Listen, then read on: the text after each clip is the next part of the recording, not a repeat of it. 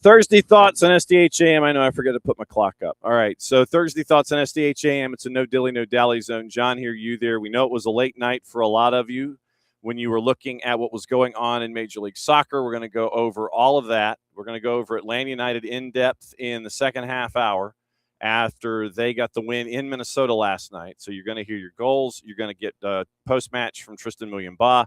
That and some of Major League Soccer, especially the shenanigans, we'll call it that, from what happened last night in Chester, Pennsylvania between Messi and friends and Philadelphia. We'll get into that in the second half hour.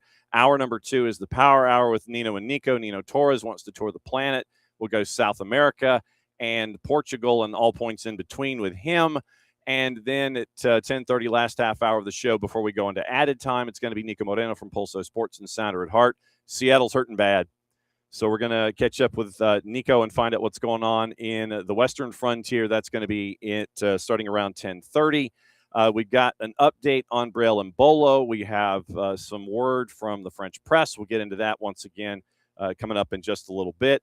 And there's a little game that's going on at Sanford Stadium tonight in front of an anticipated crowd of 9 bazillion people. All of the tickets are still available. So look, they want 9 bazillion people in the building, and you need to be there because it's a history-making event. So in the interest of equal time, which is what we like to do, talked to Kadani McAlpine earlier this week. So that means that we go to parts unknown, where he has sequestered himself to get ready for this game. Josh Walters, the head coach at James Madison. Go Dukes. Welcome to this morning show. Go Dukes. When you got the phone call to do soccer in Sanford, you've done stuff with Kadani before in the Pacific time zone, in the Western Frontier, USC, UCLA, all that kind of stuff. This was a no-brainer, wasn't it? Yeah, absolutely. We had the match scheduled ahead of time, and he floated the idea and was like, I don't know if I can get permission or not. Would you be up for it? And it wasn't even a pause in the conversation. I was like, yep, we're there. Like, let's do it. So what has the build been like since it's early in your 26th season? And I guess how do you keep your roster from looking up into the stands and getting a little north-south, neck muscle cramps and things like that? How do you prevent this and try to get them to work on the task at hand? Or do you embrace the moment and have them understand, there's going to be 9 bazillion people here, just enjoy it? Yeah, from experience, you embrace the moment. It's a kind of a once-in-a-lifetime opportunity. It's something that they'll definitely think about. They'll talk about later. It'll be something they remember, regardless of what happens in the match. That it's going to be a special moment for them. So we say embrace it. We're saying look up, enjoy, play. Hey, let's talk about play. 25 season, life in the Fun Belt. We know that it can go sideways, and it usually does on any given match day. 9-4-6. You lose in PKs in the opening round of the conference tournament. When you look back at 25, what were the lessons that you learned from 25 that you brought forward to 26? Yeah, sometimes I hate this game. So we if you go back to 24, we went on a great run and won the double. We won the regular season league and then the tournament. In that tournament, we actually won in penalties against ULM. In a game where we missed the first 2 penalties, and then somehow miraculously came back and scored it and went on to win, but no one talks about that. And then the next year we get in the conference tournament against Texas State, who we had played the week prior, and we actually created more XG in that game than any game I've coached at JMU. So we were almost 4 XG in that game, really close to it, and we scored 1. In that moment, if we play that game 10 times, I would like to think we win 8 of those or so. But on that day, Texas State got 1 and took it to pins and won in penalties. So that season could have had a different ending. Texas State went on and won the conference tournament, and we were nearly there. So in my mind, it wasn't that it wasn't a success, but that maybe we ran out of time a little bit. 1-1 coming into this one, and it's matches that you've had back home in Harrisonburg. It was a 3-1 loss to NC State and a 2-1 win against George Mason. What have you learned about yourself so far in those two? Yeah, we got it handed to us a little bit in the NC State game, where their tactics and their hunger in the game was greater than ours. And the kids responded so well for the George Mason game in the next game, and we fixed a few things along the way. But credit NC State, they were fantastic. Gary's done such a good job there. We've never played against a goalkeeper that was 45 yards out of goal between the two center backs. And our kids were looking at me like, hey, what do we do? And I was like, I haven't prepared you for that yet. No one's done that. So it became another thing we put into the tool belt for the next time this happens. Here's what you do. And you end up with this matchup here. What has study hall been like getting ready for this one? I imagine there might have been a subscription to B1G Plus and trying to figure out what Johnny's been doing so far this year. What's study hall been like getting ready for him? Yeah, I went to the track coach and said, hey, can we borrow your track shoes? We think we need to be able to run a little bit. And they're so athletic and so tall as part of it. And Kadani always is a coach who is trying to maximize what his players can do, both in shape and tactics and ability. And I see that year after year. He did it with his USC teams. He's doing it with his Georgia teams here. So they're a lot to take on. If you try to just sit on them, they're athletic enough that they'll get you. If you try to completely press them, they might run by you. So you have to pick your times and you have to manage the game. And we're going to go after it with courage for sure.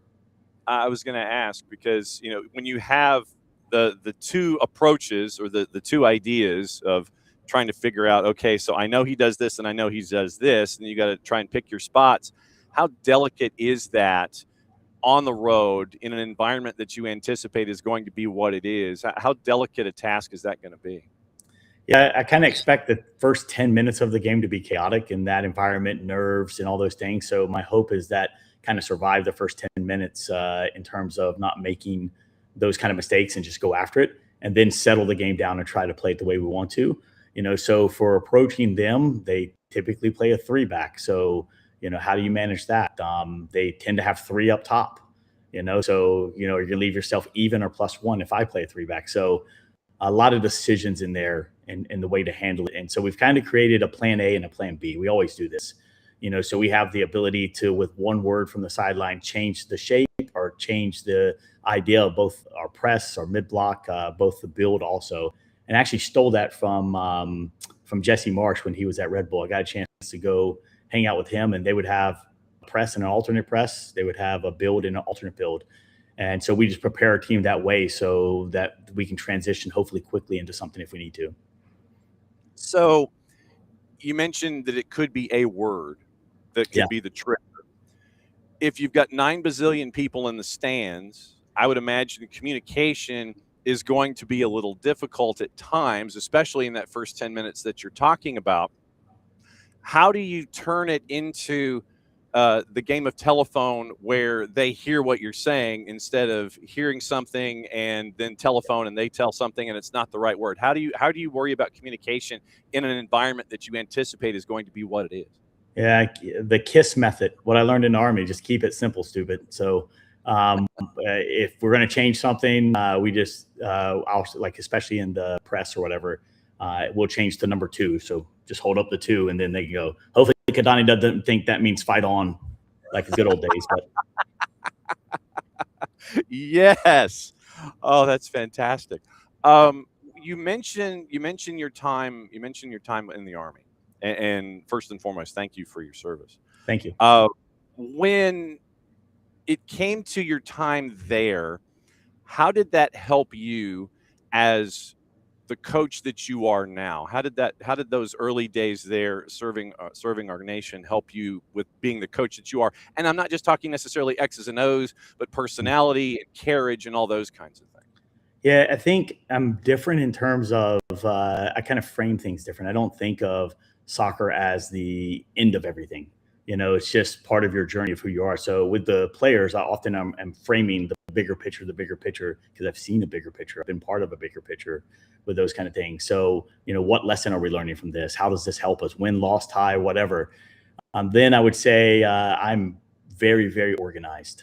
Our entire season is planned out, from how we have our periodization to when training sessions are going to be, so that everybody can live their lives just the same way it was in the Army. And I often believe and was taught this, that if you make a plan and something changes, it's really easy for people to adjust because you had a plan and they understood what was going on. When you live in chaos sometimes and then you try to change something, it just creates more chaos.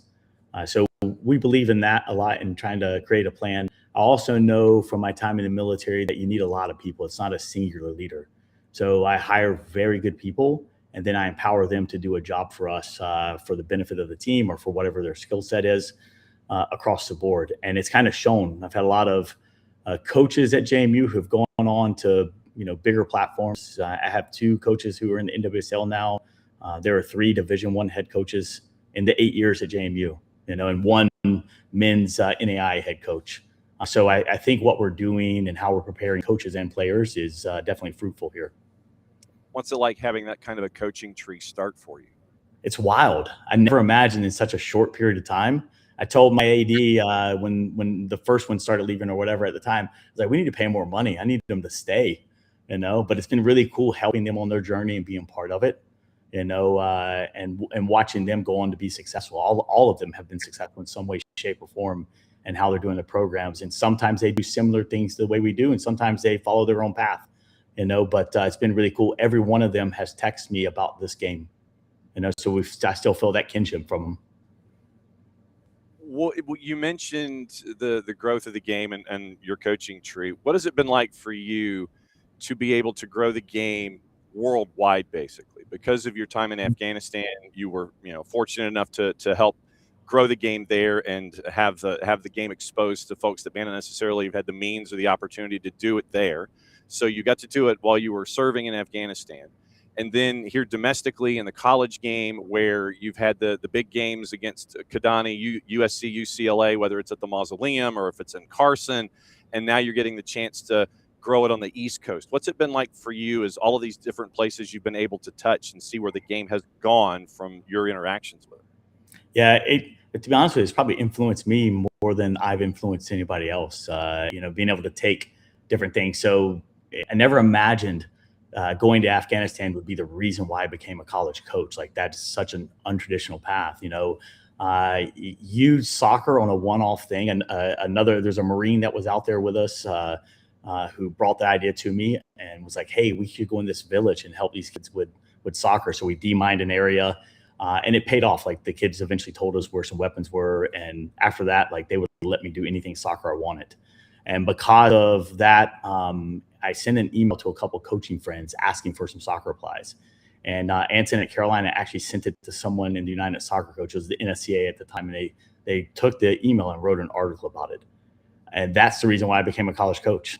I was a club and a high school coach, and Anson helped me get my first interview. I sat on a bunker in Tarin Kowt, Afghanistan, on a satellite phone at 2:00 in the morning and interviewed. And then whenever I was done and came back after a year, I drove straight to Houston and was at the University of Houston at the beginning. So wild that all of that stuff happened that way. I never would have written it out or planned it.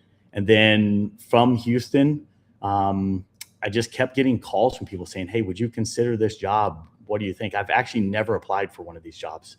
It's crazy. They've all been things where people have reached out and said, would you consider this? To be honest, everything that I have applied for, I've never gotten. So this pathway, my family, how we've grown, where we've gone has been really cool, and I've gotten to almost get I would say a master's degree in coaching, because I've been some really cool places with some of the best coaches in America. And I've learned so much, and JMU is a place where I got to put all those things together and make my idea. What's it like doing a job interview on a sat phone at 2:00 half a world away? Yeah, it's a little crazy. Everything was quiet there, and there's not much light in Afghanistan because there's not a great power grid, or at the time there wasn't. So it was really quiet. So it was one of the moments where you get to focus and you can see every star in the sky because there's no very, very little light pollution. So it was a bit surreal. And you've gone from there back here, Tallahassee Godby, if I remember correctly, as a part of your. Yeah. So I mean, you've done it. youth in Afghanistan, high school in Florida, college across the board, and you've grown to now where you're building a program in the Fun Belt. Yeah, definitely. I wouldn't prescribe it as a pathway for most people, but I think the idea is to, when the door's open, be ready and willing to walk through it. And never do a job interview ever. Yeah, I've been blessed that the soccer world is really small and we're really connected. So people have helped me a lot. When people dial you up for advice, because I imagine Anson's on your speed dial. Like if you've got a question, you sit there and you go dit dit dit, and people pick up the phone, right? Yeah. If you've got a so when someone calls you and they have a question, what's it like to have somebody that you may or may not know? It might be Kevin Bacon separation, 6 or 7 different versions of separate. It's like, well, hey, I know so and so and so and so and so and so, and they said to give you a call. What's it like to have someone like that give you a call out of the blue just to ask you for advice now? Yeah, I love paying it forward. If anybody calls me, I'll take the call. I'll try to help as much as I can for the time allowed or whatever. But yeah, like, you can't always answer every question or you can't have an actionable thing for them, but love helping people. And a lot of times people call and it's about like how to get into college coaching. What does that look like? And most of the time that is like, go work for anybody for free you can. It's a thing that happens at JMU for us. We often have people come in and work for free and then they end up in, full-time jobs later. And it's just the pathway of things. But then there's also the coaching piece. And probably the place I've grown the most in my life is being at JMU and having to be the decision maker. And I thought I was a brilliant coach at the beginning. I thought I'm going to come in and teach these JMU kids how to play soccer. I just come from UCLA. And I realized how much I didn't know. So then I had to go seek advice. So I tell them the same thing, like seek advice, seek yours, be connect other coaches as much as you can. And then once you get your coaching opportunity, have clarity, like have a really good idea about what you want to do in whatever silo or area that you're working in and have clarity. It doesn't matter how you see the game. Like there's not a right way or a wrong way to play the game, but people in general need clarity. They need to understand this is where we're going. This is what it should look like in the end. And let's decide how we make that happen. Monopolizing Josh Walters on a match day before he heads over to Sanford Stadium to take on the University of Georgia, head coach at JMU. When it comes to recruiting student athletes, yes, we believe in hydration. We do have hydration breaks during the show. So when it comes to recruiting student athletes to Harrisonburg, Virginia, you look at your roster and it's not just all Virginia. There's some Europe that's attached. There's some, it is not just this side of the Atlantic that you're getting into. And we were joking before you came on the air that Almaty is not a county seat in any of the counties in the state of Virginia. I mean, that's Kazakhstan, and we know of them from the Champions League. When it comes to recruiting, how do you recruit to Harrisonburg, Virginia? Yeah, I think first I'll start with like choosing JMU for myself before I get into like how other people choose it. So one of the things leaving UCLA that was important to me is I wanted to be a place where the state that I was recruiting in was soccer rich. Like there was going to be talent there. I wanted to be at a school where they could afford to have a soccer program and they invested in it. Something that you could actually like sell to. Good academics, especially on the women's side, is really important. So JMU became a perfect fit for these things for me. So like in attracting players from other places, everybody has a niche. When I was at Utah State, Heather Cairns, who was the head coach there, she had a niche on recruiting the ODP players. She worked in ODP and she was able to really get to understand and know the players. And we did really well with those. She did a tremendous job at Utah State. You can see the job Manny Martins is doing there now, on the flip side of that. But so for JMU in particular, we started looking at, well, what is our roster makeup going to look like? How do we get the players that we want in? And we knew we needed to recruit Virginia. So about a third of our roster typically comes from Virginia.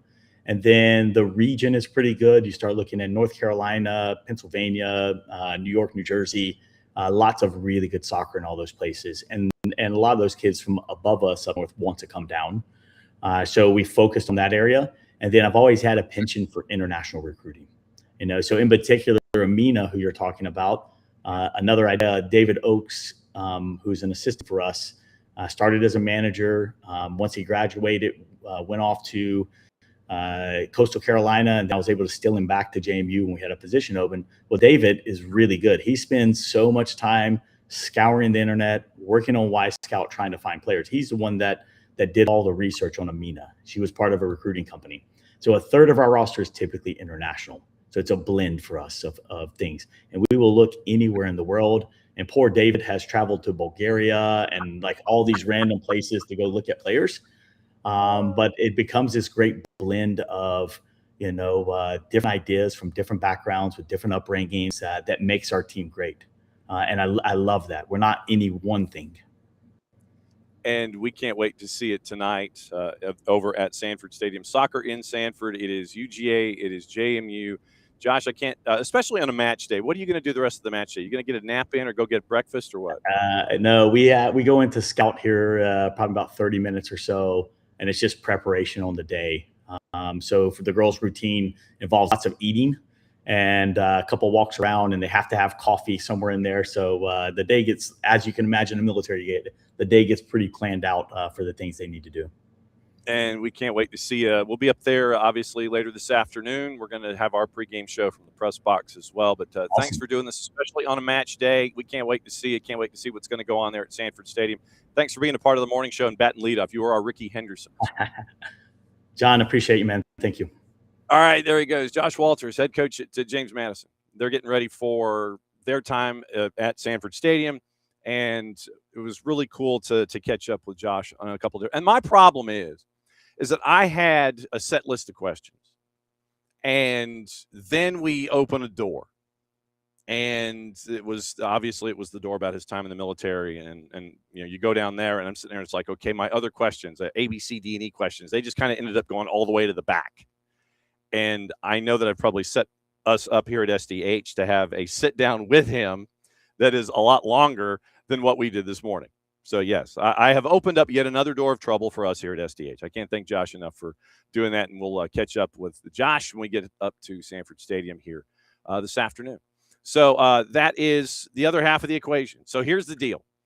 Pregame show for us at 6 o'clock from Sanford Stadium, and Maddie and I will be there. You're going to hear bits of this interview with Josh. You're going to hear bits of the interview from Marion Crowder, and you're going to hear bits of the interview from Kadani McAlpine. We'll get you ready with starting lineups, all the things, and get you ready for this matchup. I have heard, and I think it was Marion who said it yesterday, that they've already got north of 30,000 tickets distributed. So record set, boom. All right, good start. We need 9 bazillion people in there for soccer in Sanford. So right now, that number I've heard is north of 30,000. If you're anywhere near there, go. It's going to be a great representation of the growth of the sport, especially here in the Southeast. So it's going to be 7 o'clock kick. Glenn Davis, Jill Lloyden, and Marion Crowder on SEC Network. We're going to go from about 6 until about 6:50 when the pomp, circumstance, trumpets, and serpentina all start in Athens. So we're going to go 6 to 6:50 here on the network.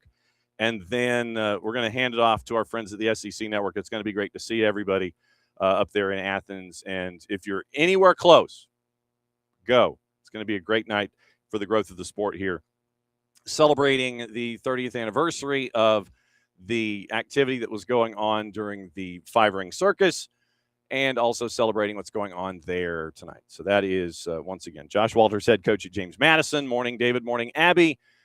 And we're off and running. Okay, the Brielle and Bolo update. I guess technically this would be, Josh was opening kickoff, but I'll go ahead, and since this is a shorter timed item. Opening kickoff brought to us by Black Pitch Coffee and blackpitchcoffee.com from the Kaiser Permanente Studios, because why? It says so right there and wrapped around me. Once again, Black Pitch Coffee, part of the SDH community, starting off with the most important stories in the game, the right way to start your morning. It is showing up at events all over Atlanta. Home blend made with beans from Brazil, Guatemala, heavy body, notes of walnut, semi-sweet chocolate, and a rich world-class finish.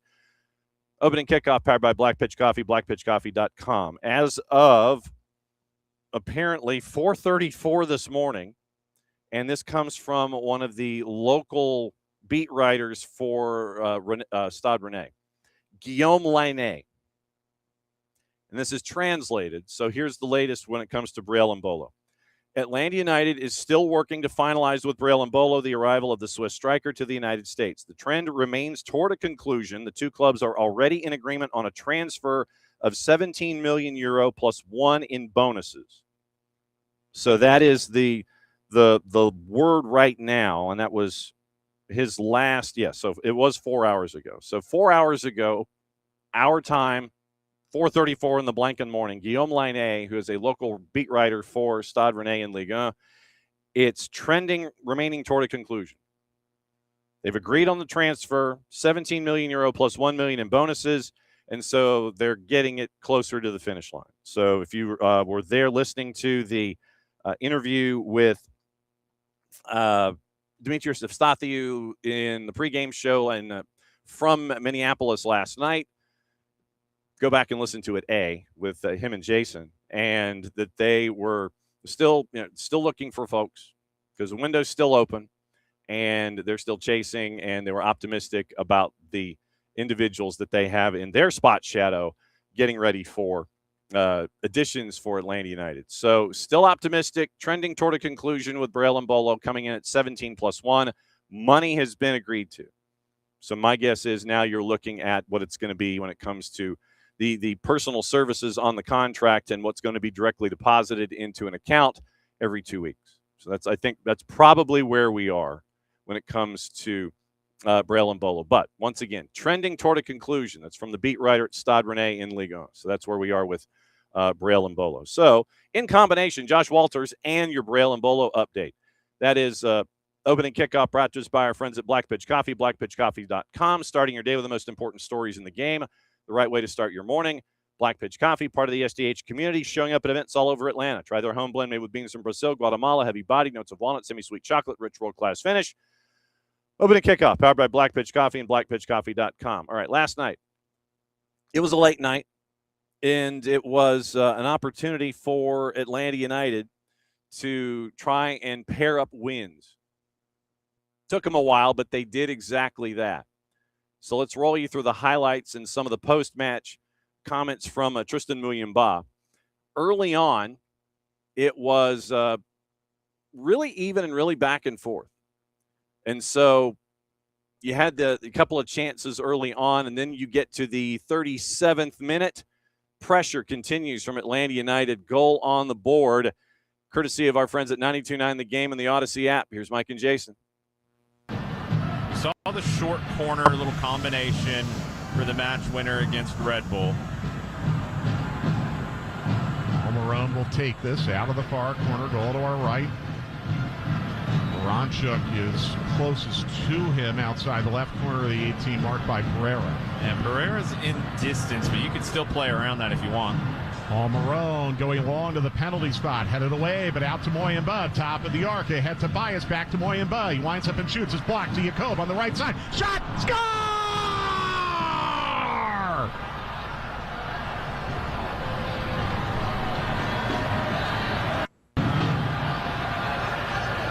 Tomas Jacob as Atlanta United creates something off a recycled corner, and they've got the early lead on the road here in Minnesota.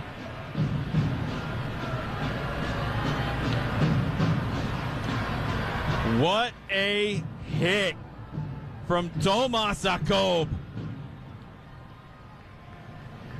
Tristan Muyumba was loading up with the right foot that has been so good as of late. It blocks out to Jacob. He brings it down perfectly and then hits it off the half volley as sweet as you possibly can. I'll agree. As sweet as you possibly can. And it ends up 1-0 at that point for Atlanta United on the lead on the road. And this was one of the things that really kind of just stuck with us when it came to Minnesota United. Morning Local. 2-2-5 going into this match at home at Allianz for the Loons so far this season. It's really strange. So 2-2-5, they're down a goal. That was the score at the break. Then Anthony Marcanic scores. And in the 58th, he was the last to get to the far post off of a header and a couple of smashes off of crossbars in a sequence. And so he gets there before Fafapico does, or he gets ahead of Fafapico. Last to touch it goes in. We're tied at 1. Then you get to about 12 minutes to go, 77, 78th minute. And mama, there goes that man again. I think it's probably the best way that I can describe it. So it goes from 1-1 to 2-1. Once again, Mike and Jason, 92.9 The Game in the Odyssey app. Alzate under this time. Here's a dying back pass that goes right in the row. What a tackle by Jang. It was a very poor back pass by Alzate. Put Jang in on the keeper, and Hoyos came off his line 18 yards to kick it away from him. What a read. Composure again from Lucas Ojos. And here's a fortunate bounce for Atlanta. Yakov's going to run onto it in the far attacking corner and put a cross in to Moranchuk. Left off now to Moyamba. Dribbles, shoots, score! Golazo!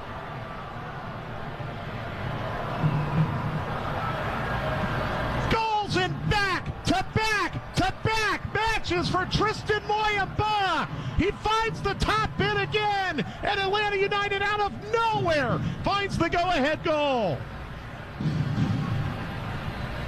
He won't be on the score sheet for that one, but Lucas Ojos, this guy, for whatever reason, has been talked about so unfairly all season long. He just saved the game for Atlanta United. It's a 2-goal swing. Yeah. In that play. It's a bad back pass. Ojos holds his ground, makes the tackle. It breaks forward. It's, of course, Tomas Jakob leading the break. And Moranchuk draws the defenders. Muyamba beats the defender on the dribble, Diaz, and then puts it into the near side over Calendar. It's a great finish from Muyamba with his left foot into the roof. Left foot. Right foot, left foot. Back to back to back. So the goal from Tristan Muyamba in the 78th holds. 2-1 your final. Atlanta United back-to-back wins for the first time since April. And that is where we are with Sporting Kansas City heading to town this weekend, Sunday Night Soccer. And then after that, it's a quick turn, but it is the following Saturday when the Minty Fresh folks up I-85 come to town. So there's some manageable activity here. Team that is last in the West comes to your place Sunday night. Then you end up with Charlotte coming to town the following weekend. Intrigue, but you've pieced it together twice in a row. Here is a little bit of the conversation that was had with Jason and Tristan Muyamba after the match, courtesy of Atlanta United, their own selves. What are these last couple of results after the disappointment of Philadelphia? What do these last couple of results say about the character of this team?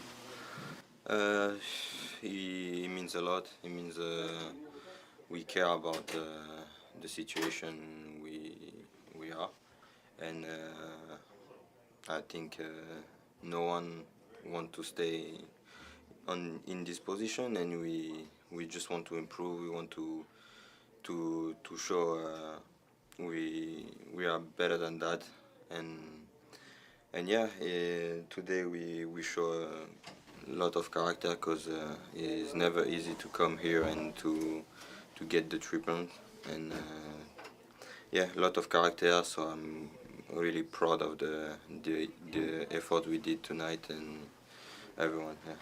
It was a fight. It had a lot of chaos in the match.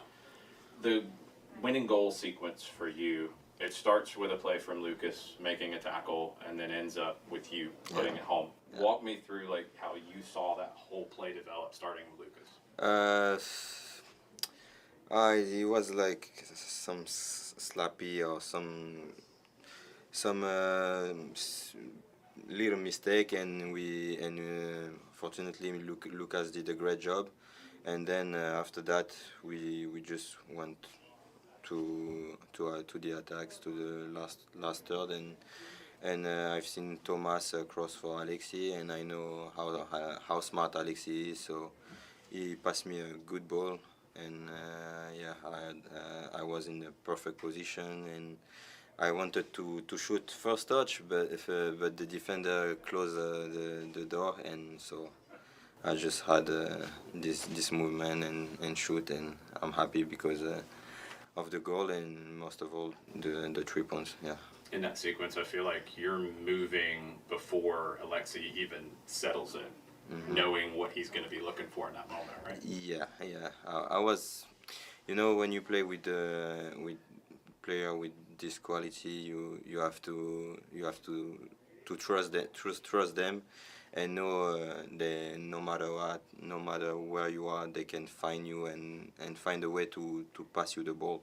So I was pretty confident about it. So, and yeah, I don't need to describe Alexi talent and how important is he for the team. But yeah, it was a great effort from the whole team. Even the guy who come into the end of the game, they did a really good job. They fight. So yeah, proud of the team. Proud of the team. That's just part of the conversation that was with Alexi. You can go to the Atlanta United YouTube channel and catch the rest of the interview with both him and with Tata Martino. And Atlanta United comes out of it with full points. And so the other element in this that Abe and I were getting into last night, they're only 6 points out of the play-in game right now. That's 2 wins. You get a good week, then you go from where you are right now, trying to get out of the basement in the Eastern Conference. 2 wins in a good week, you could, obviously if everybody else does nothing, but you have a good week, you can climb the table and get closer and closer to the play-in. So that's where you are right now with Atlanta United. Sporting Kansas City once again coming to town this weekend, Sunday Night Soccer on Apple, and all of the places where you get to hear the soccering and you get to watch the soccering. And so Sporting Kansas City comes here, Charlotte comes here. You've won 2 in a row. What do you do continuing for an encore? Sporting will get 2 of their players back that were in the Colorado Red Cards, sat out last night in the matchup against St. Louis City SC, sorry. And they'll be back on Sunday night. So we'll see what Rafa Vicky's lineup looks like with the suspensions the red card suspensions having taken their effect. And we'll see what it looks like coming up on the weekend. So just taking a peek at some of the numbers when it comes to the players themselves. Lucas Ojos, courtesy of our friends at FOTMob, punched a 7.8. 3 saves. I would have sworn it was more. 3 saves officially. 20 of 35 passing for a keeper. 20 of 35, 57%. 11 of 26 on long ball accuracy. 11 of 26 long balls. You take those out. His ground game was 9 for 9. Long balls, 11 of 26. So that's what you had with Lucas Ojos. 3 saves inside the box. 1 he acts as a sweeper. 3 throws, 8 recoveries, a clearance, 44 touches, and he won a ground duel. So you got that from Lucas Ojos last night. It was a bit of a really multiple choice test to figure out, okay, who gets to be man of the match. But we figured, especially, and that's why I wanted to play that highlight long, that resulted in the eventual game-winning goal, just because of what started that play. Steven Alzate comes in. Obviously, you're unsure with the surface. Didn't have a whole lot of weight behind it. Lucas Ojos has to come out, claim it quickly, distribute it even faster. Jacob Miranchuk, Muyumba, goal, left foot, 2-1 near post, beating Drake Callender to the short side with the left foot. You get the second goal on the board. Tomas Jacob, by the way, like I said, it was a match race among Muyumba, Jacob, and Lucas Ojos for our man of the match. We were getting into some quality arguments. Tomas Jacob, 58 touches. Obviously, he had the 1 goal on the board early. 29 of 37 passing at 78%. 1 for 1 in shooting. 6 defensive contributions on 58 touches. A successful dribble. 5 passes into the final third. 1 cross, 1 long ball. We mentioned the defensive contributions at 6. Tackle, 4 clears, 2 of them headed, an interception, 5 recoveries, a dribble pass, and 6 of 10 on his duels. That was Tomas Jakob. The backline starters, Jakob, Stian Gregerson, Alonso, and Elias Baez, totaled for about 35 defensive actions last night with those 4. Then you get your cup of coffee and the first appearance for Paulo Diaz, who was in for like 6 minutes plus the 4 that were added, 4 minutes. Hey, fine. You want to go 4? That's great. In those 6 minutes, he's credited with 5 defensive actions. So that's what you're getting. Yes, you got the cup of coffee, but when you brought in all of your center backs to make sure it was like a line of 12 to shore up and make sure that there was not going to be an equalizing goal when you had the lead 2-1. Because Steven Alzate, Luke Brennan come in with about 25 to go. Matt Edwards comes in with 11 to go. Mihai and Paulo Diaz come in as a part of a double switch with 5 to go. So literally, Matt was in, Mihai was in, Diaz was in, and that was what you were looking at with that group. You had everybody who could play center back was playing center back. I will be intrigued to see what the lineup looks like against Sporting on Sunday, because Baez, Alonso, Gregerson, Jakob all played 90 minutes. Adrian Gill backed up 90 with 85. Alexei Miranchuk backed up 90 with 79 before he was taken out.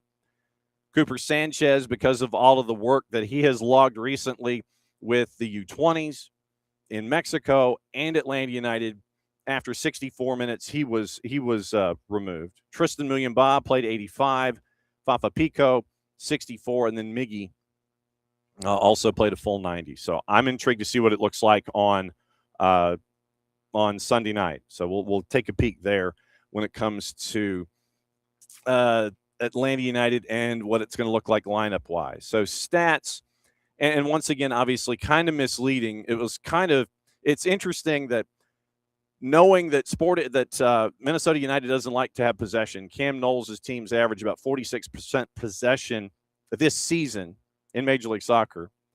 Because they were trying to chase after game winners and what have you, they had more possession. They had 53% of the possession last night compared to 47 for Atlanta United. Once again, if you got a team that doesn't do well with the ball at their feet, don't like to possess it, give it to them.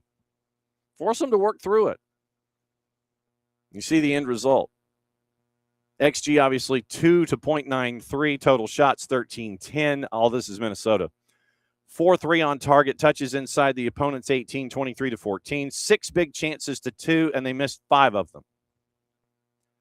Passing numbers about the same, 79 to 78%, because there was a lot of back and forth. And it did have its own batch of chaos. 7 yellow cards, 4 to Minnesota United, 3 for Atlanta United in that one. 10 corners, 6 to Minnesota United. Total shots, once again, 13-10. Off target, 9-4. 4-3 on target. 3 blocked shots of Atlanta United's. 2 hit the woodwork for Minnesota United. Shots inside the 18, 11-6. Defensively, all Atlanta United, with the exception of blocks. Atlanta United, 13-12 in tackles, 19-5 in interceptions, 28-6 in clearances, 3 saves to Lucas Ojos, which I would swear was more, and 1 save for Drake Callender in the matchup last night at Allianz. I debated thinking if we should play Wonderwall, just because, but we stuck with Prince. Fouls committed at 26-13 on each side, below Joshua Encarnacion's average of 31.5 in the 2 matches that he had refereed in Major League Soccer to that point. So 4 yellows on 13 cards for Minnesota, 3 yellows on 13 fouls for Atlanta United. Take the information as you wish. So that's the rundown of all the numbers, but at the end of the day,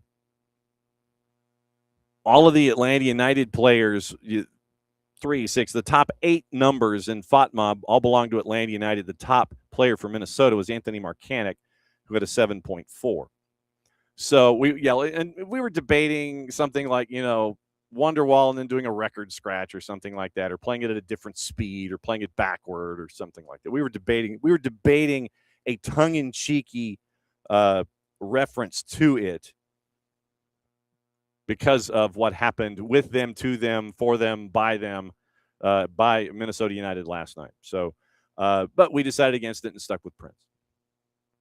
All right, so going into the standings, obviously, Minnesota, they're still at the 9. 20 matches played, 25 points. Let me recycle that. Is that right? Is that correct? Are they at 20 matches in?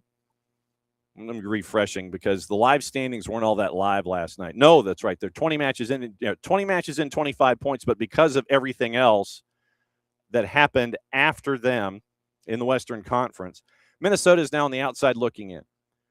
25 points, worse goal difference than LAG. LAG's played one more match, but they're both at 25 points. But this also lends itself to the chaos that's going on in the Western Conference that we'll get into with Niko coming up at 10:30.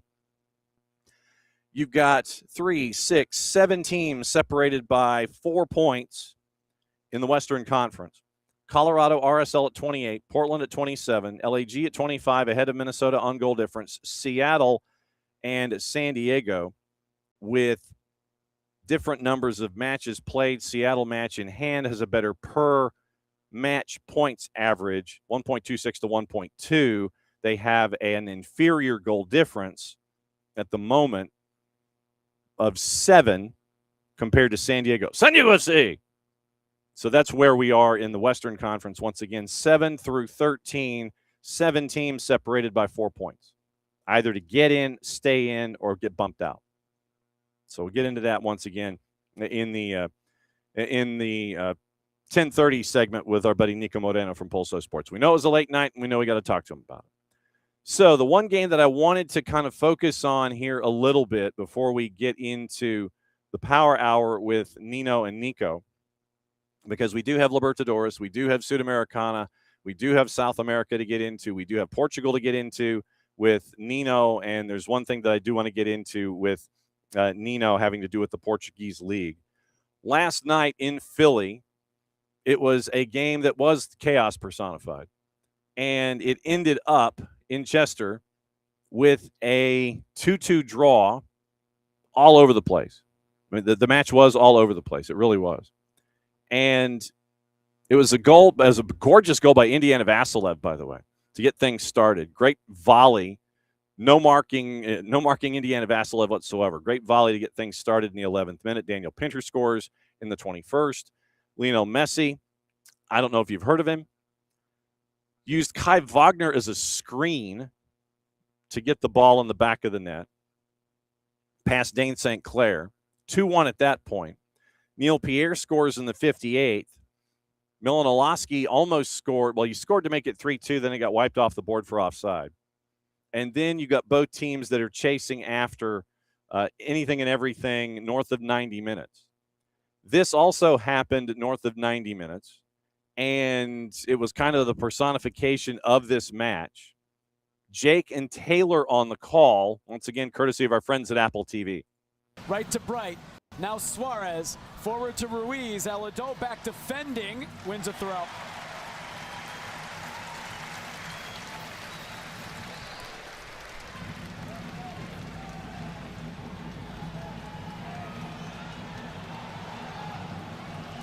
Probably the final chance for Philadelphia to come forward and find a winner. Wagner, Jean-Jacques leaves. Kai Wagner cuts it back to Quinn Sullivan. Sullivan goes down. Play continues. And then Sullivan getting into it. This game has completely lost it. It was on the edge the past 15 minutes or so.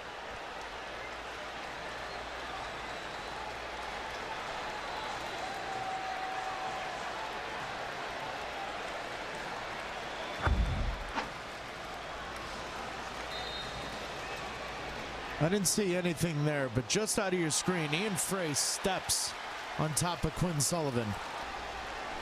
Yeah, here's the question. The question was, I think Yannick Bright and Kevin Sullivan are sent off because they both connected with semi-punches or blows to each other's face.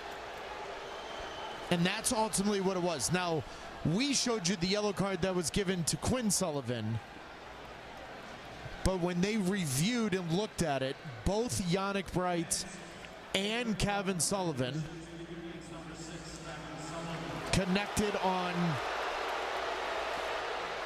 punches, pushes to the face, whatever it is. Thus, the red card to both players. So Yannick Bright and Kevin Sullivan have been sent off, and you saw that confrontation that those two got into.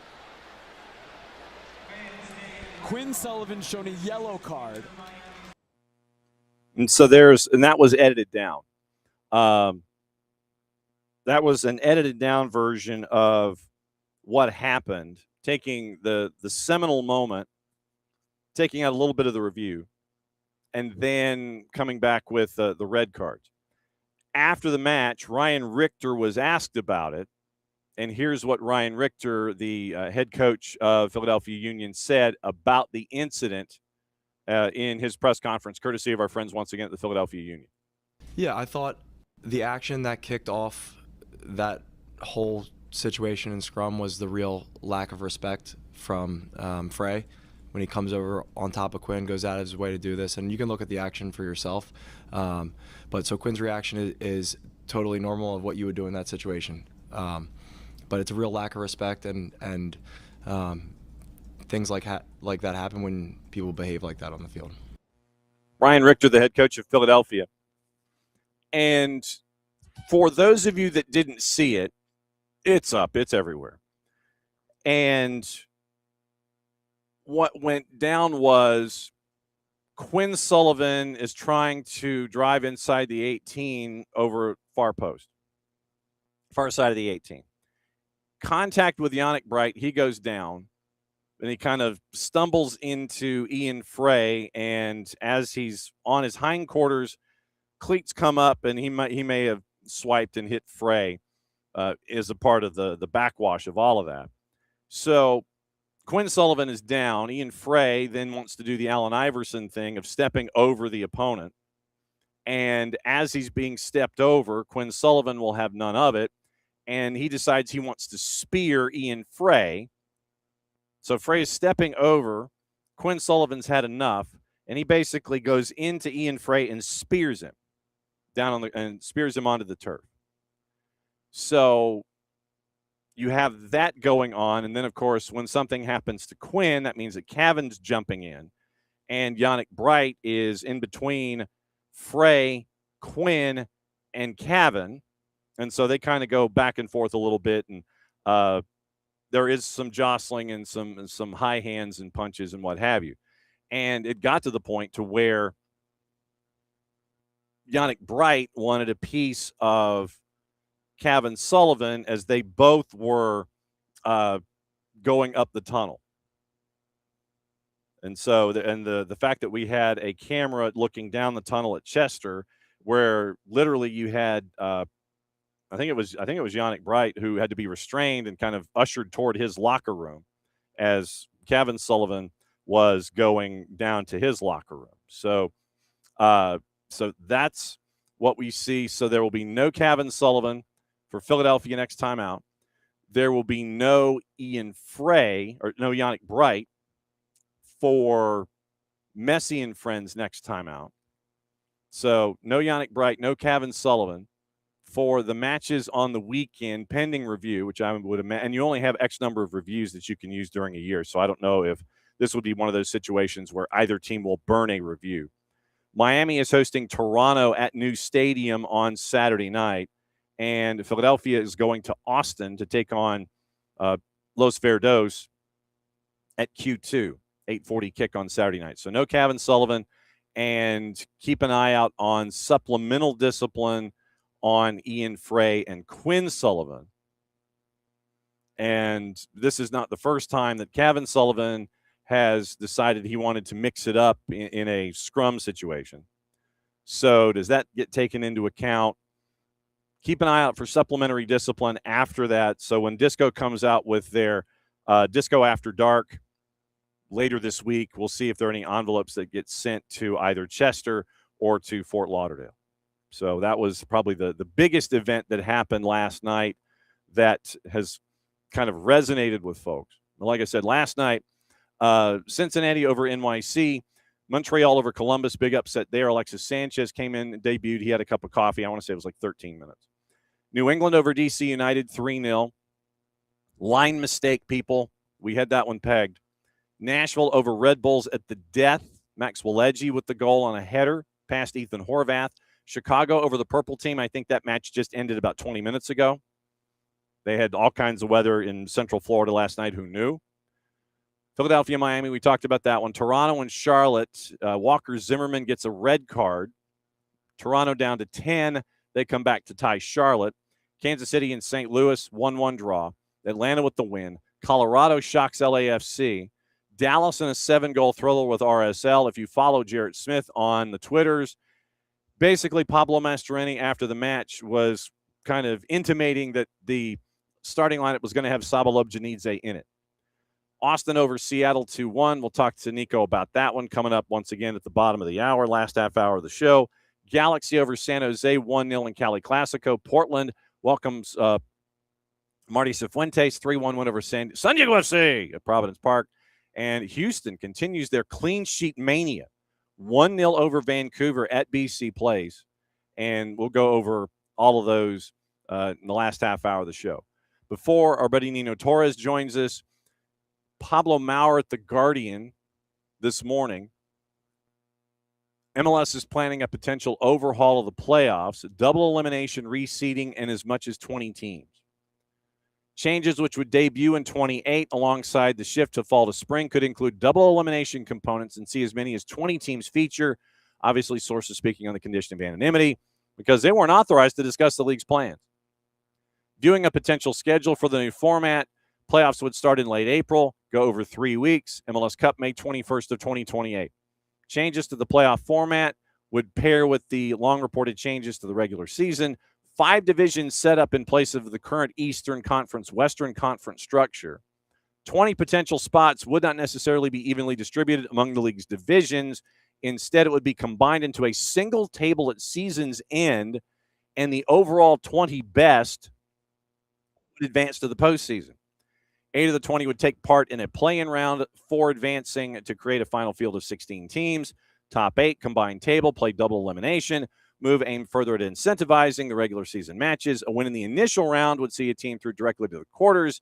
Team sources said would be reseeded after each round, ensuring the higher-seeded teams are offered competitive and hosting advantage throughout the playoffs. And, of course, MLS would not comment on the potential changes. We'll keep an eye on that. All right.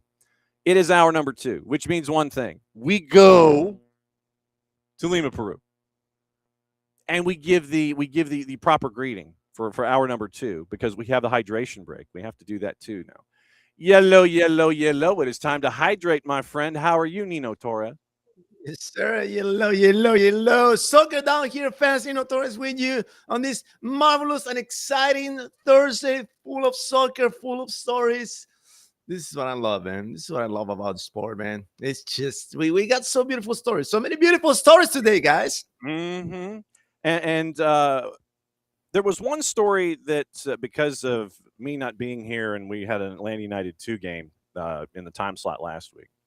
One of the stories that you gave me last week, is it cool to mention the story number 4 from last week? Is that cool? Let me see. Hold on. Let me see. Is it cool to mention this? Let me see. Mm-hmm. 1, 2, 3, 4. Is it cool to mention that one? Oh yeah, yeah. So the Liga Portugal, their season started, and Nino, because of what he means to a lot of the fans in the fabric of the Liga Portugal, the fans kind of honored you, and now there's this thing on social media, right, where you gotta add Nino to the conversation. Go ahead and talk about this. I thought this was really cool. It was really nice, because I was just scrolling, always reading Twitter, always seeing what's going on with the league and everything, and I noticed this Portuguese podcast, right, that they cover the league, and I was Nino Torres, like, wait a second, why my name is all over the place here? What's going on? So across the board on several Portuguese podcasts that they come in the league, they decided to put my the Nino Torres award for the goal of the week. So that's that. that was man. He really touched me, man. It really touched me because you just you gave it all. You put all your passion, all your professionalism, all your preparation on your work, and then to be recognized like that for the fans, and for not just the fans, because they're journalists too, and it was special, man. I feel it feels nice. I feel special. It was very, very Yeah. cool. So I couldn't let that go. I had to bring that back in with the start of the new season. So this week, we start with Cienciano. Party like it's 2003. Why not? What in the wide world of sports is going here? Cienciano, man. They're rolling. Uh-huh. They're rolling, brother. It's just the only team to put 6 goals on a Brazilian team in a Commonwealth competition. Ever. I mean, ever, Johnny. Not River Plate, no Boca, no. It was Cienciano. All right, Cienciano, the only team in the history of the competitions in Commonwealth to put 6 goals on a Brazilian team. It doesn't matter if it was at home or away. I don't care. They put 6. Nobody else could do that. So they just. There is this. I mean, I gotta use this word because it's so trendy now. The aura, right? Freaking aura. It's all over the place. Cienciano has an aura on this competition in Sudamericana. They do. They dominate. They put everything on the grill, and it's working. It's working because many times you say that's the I'm not gonna say this excuse. It's valid. There's a valid point about playing in the altitude. All right, but if you don't perform, I don't care if you're playing 5,000 feet, 15,000 feet, 25,000 feet above the sea level. If your team is bad, you're not gonna win. You're just not gonna win. But if you have the altitude and you play ball and you score the goals like you've been scoring, everything is possible. Everything is possible, and now they're going tonight to play Botafogo, and I don't think Botafogo is going to put 5 goals, and Cienciano is not going to score a single goal. It's not going to happen. It's just not, okay. They might win. Most likely, Botafogo will win. I want to say 3. Right? They put 3-2-1. It's going to be tight. It's going to be tight because if one thing Melgarejo knows about this competition is how to play away. Cienciano knows how to play away. Forget about when they're playing at home. They dominate in Cusco. But when they go away, they make sure all lines are tight. You're not going to get any distractions. Everybody is going to be focused. He's not going to give the spaces that the opposition is looking for. He got all that cover. And I love this guy because that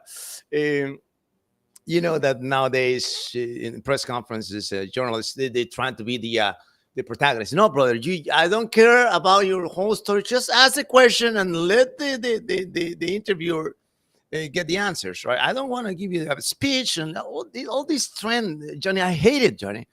I hate it. I remember Stuart Scott saying this. Just ask a question, brother. Why, when, what, and where. Okay? And the person will give you the answer. Don't give me the speech. I don't want to know how much you know about the sport or tactics or whatever. No, just ask a question. So in Cusco press conferences, Melgarejo, in Cusco, they're really proud of what they have, right? And they're really proud of the city, of what it means for Peru and for the archaeological standpoint, and or their values and everything. But when it comes to soccer, they're like they believe that Cienciano is Liverpool, man. I mean, it's not. I mean, they're playing fantastic, right? But it's not Liverpool. Right? It's not. Don't ask the questions like if you were asking the Jurgen Klopp. Okay, no. This is a team that they got the good signings. They got a good coach, but like the other day, they were saying, "Hey, why do you score more goals than 1-for-1?" and Melgarejo's like, I'm not going to ask that question. So you guys bye. So they put 6 on this one, right? They put 6 goals on Botafogo. And Melgarejo, you notice that he was looking for the guy. Where's this guy? Where's this guy that's going to ask him about it? Now you can ask me anything you want, but don't ask me about scoring more goals, okay?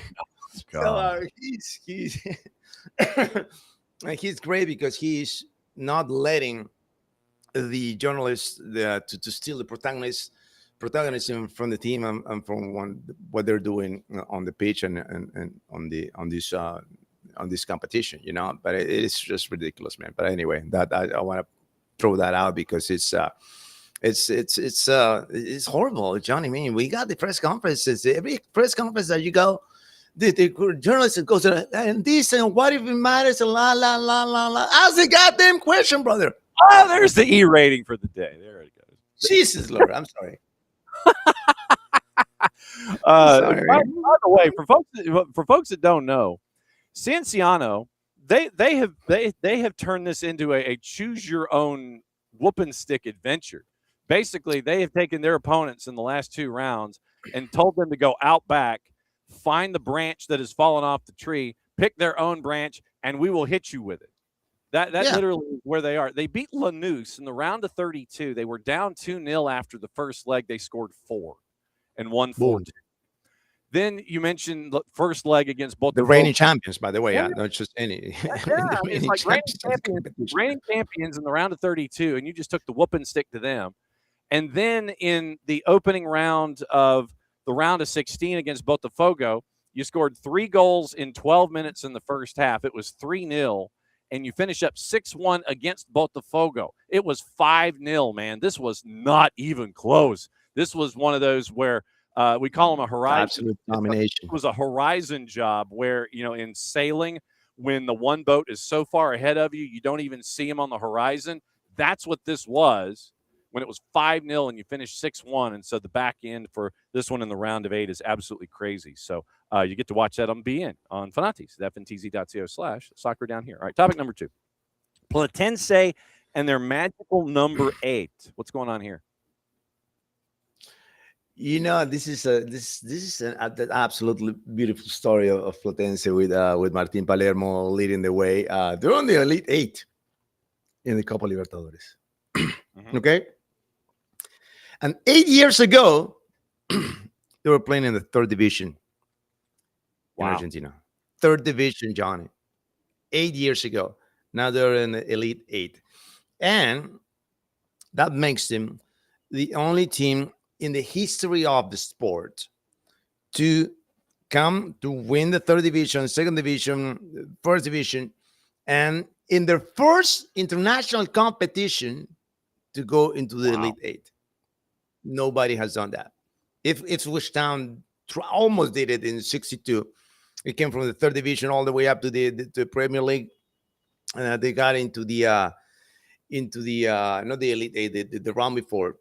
And they got beat by AC Milan. If they would have won, if they would have beat Milan, they would be also the only team in the history of the sport to reach the Elite 8, coming from the 3rd division in a span of 8 years. And it is I love Platense. I got a special thing with Platense. I don't know why. I picked them up back in the 90s when I was a subscriptor for El Gráfico, which is, by the way, the not South American, Latin American Bible for soccer for us that we are Generation X, which is like devour all the editions of El Gráfico. For me, the best printed sport media that I ever seen in my life.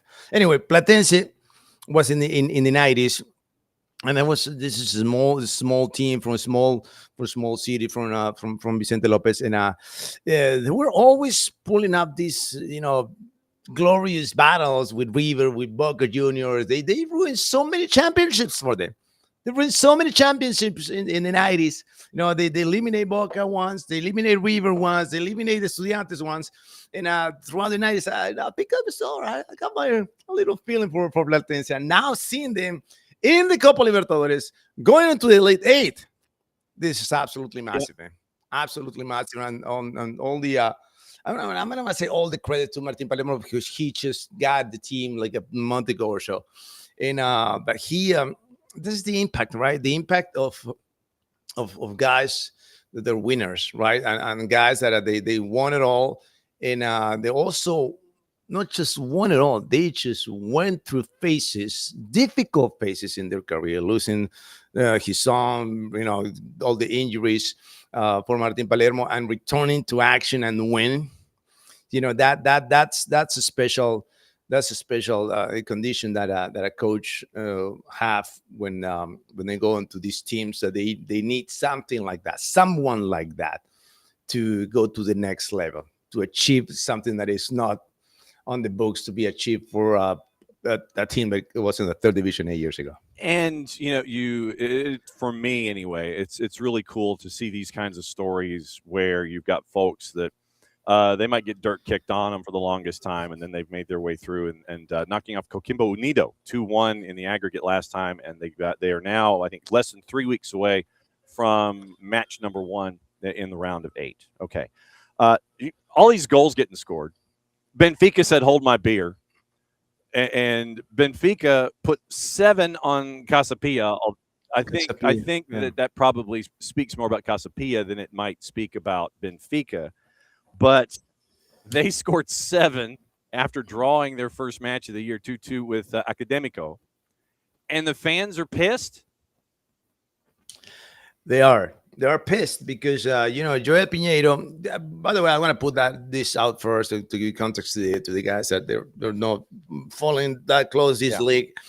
Every single year, every single season, since I remember, for 7 years, this one game that ends up 7-0.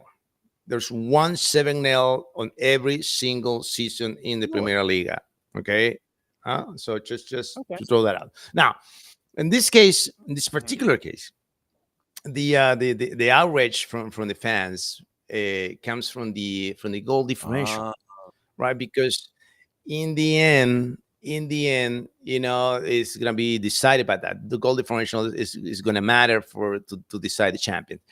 And they're not angry at Benfica. They're angry at the ref, Joel Piñeiro, who, by the way, Joel Piñeiro and Godinho, they're the two most controversial referees in the league. If you put any of those two names on a sentence, controversy follows after that. It's always. It's like, and the crazy part is like Joel Piñeiro. It was in the World Cup. He's in the Champions League. He's great when he refs teams that are not from Portugal. But when you go to Portugal. There's always something happens with Piñeiro, man. Always something happens. But in this case, I'm gonna with Piñeiro's side. On Piñeiro's side, I'm not gonna be on the fan side, because if the game is 7-0, right? I know they made 5 substitutions on one side, 5 substitutions on the other side. They gotta check all these 7 goals. So you should add at least 7-8 more minutes to the timer, to the 90 minutes, right? But on the other side, it's a common sense. Like, why would I extend the agony for these guys? It's over. They're getting beat. Just go home. Yeah, 2 minutes, it's over, man. Come on, let's go. That's I always ask this for the refs when I see these one-sided games. Just do it, And then all the Benfica fans were like against me. I'm like, why, man? This brother, you got two rounds already. You got 32 more games to score as many goals as you want. So don't tell me that in the end you're gonna lose the championship because Joel Piñeiro didn't add 8 minutes to the game and you're gonna score 10 goals. No, don't tell me that. It's just like fans getting so crazy, man. They just like, no, I want this. Like, you're not happy with 7. Just be happy with 7. And you know who? So what are the odds that you can score 3 more goals in the next 5 minutes? You know who currently has the biggest goal difference in the Primera right now? No. Benfica with 7. They've got the largest goal difference right now. They've scored 9. They've given up 2. They've got the 1 win in the draw. But yeah, they have the largest goal difference right now in the league. and they're in the Of 4 course. spot behind Aruca, Porto, and Maritimo, which is not going to keep with 2 of those 3. I would. Yeah, Ruka's gonna fall apart. Yeah, it's just only 2 rounds. They're always the first 4 or 5 rounds of the competition. They're always they're just like, oh man, look at these guys, look at Aruca guys, look at Vittorio Guimaraes guys. I'm like, oh no, they're gonna fall apart. There's gonna be a 3-horse race like every year. I don't see this going any different way this year either, man. Topic number 4. Serie A starts this weekend with a Portuguese magician. Hit me. Oh my! I'm so mad, because Rodrigo Mora, Yes. the Rodrigo Mora, the magician. He has like no space in Fayetteville system. They won the league, yes, but it's just sometimes players need to go to a different club in order to get the credit that they deserve. That's not just the credit, but the opportunity that they deserve, because this kid deserves all the opportunity in the world, man. I know his the second half of the last season wasn't great, but he's 18. He's 18. You think he's not gonna bounce back? He's not gonna perform? He's not. He already proved his talent. And not only in the domestic competition, in the international competition too. When they play Champions League, when they play Champions League, was it Europa League?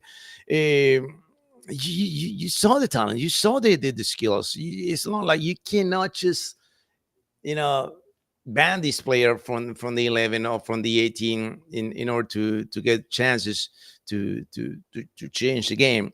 But now he's gone. Now he's gone. He's going to be in Serie A, and I think Serie A is they're going to be grateful for having him. They will be grateful for having this kid. And usually when this happens, right, when teams were not recognized enough in their team and going to the other league, to the other club, boom, they just like the performance go skyrocket, man. It's just crazy. Usually happens that, man. Yeah. Usually. So keep an eye out on Roma. They are a big favorite at home on Monday Night Football for us, anyway. Minus 179 hosting Fiorentina, and for match week number 1.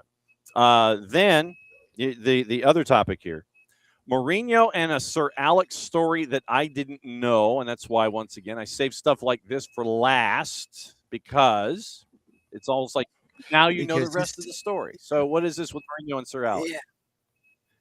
It is crazy because, I've been watching this. You got to watch it, John. You got to watch this documentary about Jose Mourinho, the special one, is calling, of course, the best title for a movie or documentary for Mourinho. So, Mourinho was coaching Madrid, right? Mourinho was coaching Madrid, and first season was great, second season was great, third season was an absolute disaster because of the internal affairs in that locker room, and it was insane. But anyway, so at the same time in England, right? Alex Ferguson was about to step down. He was about to leave United, and he made a phone call to Mourinho. Hey, I think you were the one. If it's gonna be any successor to this throne, it's got to be you. I want it to be you. Jose says yes. He said yes. Manchester United came with an offer. All right, this is the offer. You good? Yeah, I'm good. In the same week that he said yes, there's another phone call from another caller, not from the red collar teams, from the blue collar team, from London. Oh man, Sanford Bridge. Click, click, click. This is Chelsea, Mourinho. You remember us? Yeah, I do remember you guys. You want to come back home? And he was like, heck yeah. So he called United and said no to United because his love for Chelsea was bigger than everything else. And that's why he said yes to Chelsea and his return to Chelsea. And he said no to United. Of course, after, I don't know, when was that? 2020, 21? Yeah. I forgot what I was that still year. don't think he has recovered from that decision. And yeah, he went back to Chelsea and that's the story. You know, he said no, and Alex Ferguson is on the documentary saying, "I can't believe this guy." You know, not with that tone, with his Scottish tone, but exactly, that's like no, that. Not with the Nino Torres tone, but the apertura, no, like that, no. But yeah, it's insane, right? How after that many years, the United just couldn't feel that seat, right? It's all, after all these years, Johnny. I mean, every year, I believe I thought Amorim was gonna be the guy. But they weren't patient with him, and that's the thing. You've got to be patient with him, and they weren't. They freaked out. Yeah, and they were patient with Sir Alex in the beginning. They were patient, but this. We're in a different world right now, man. We're in a different world right now. It's just like, yeah, if you don't like it, you're gonna scroll it. You're just gonna scroll it up, man. Scroll it up, and yeah, everything goes faster now. It's ridiculous, man. Manchester City apparently is working on a deal to sign Palmeiras winger Alan Elias, one of multiple targets that they've identified for this window. And Palmeiras sources speaking on the condition of anonymity have also indicated the winger's release clause is set at €100 million and that he is not for sale. Broke into his boyhood club senior side in 25, 48 Serie A appearances, 6 goals, 5 assists, scored 6 in all comps as Palmeiras lead the top flight in Brazil, but he's yet to make an international appearance. So everybody's got a price. Oh yeah. Palmeiras got always. They were so close to be not advancing to the next round of competition when playing Cerro Porteño last night, but they got it done. Flamengo's through. Palmeiras through. Yeah, that story is not going to change. A couple of Libertadores. We're not having the Cinderella story this year either. It's going to be a Brazilian team, probably Flamengo again. Okay. Jesus, Lord, when is this going to stop, man? All right. So what else is going on, my friend? We got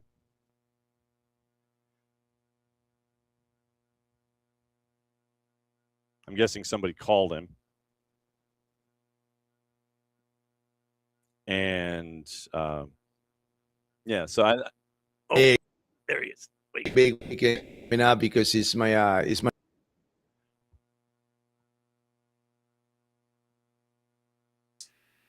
gone now. I'm gone. No, you're good. We got you. All right.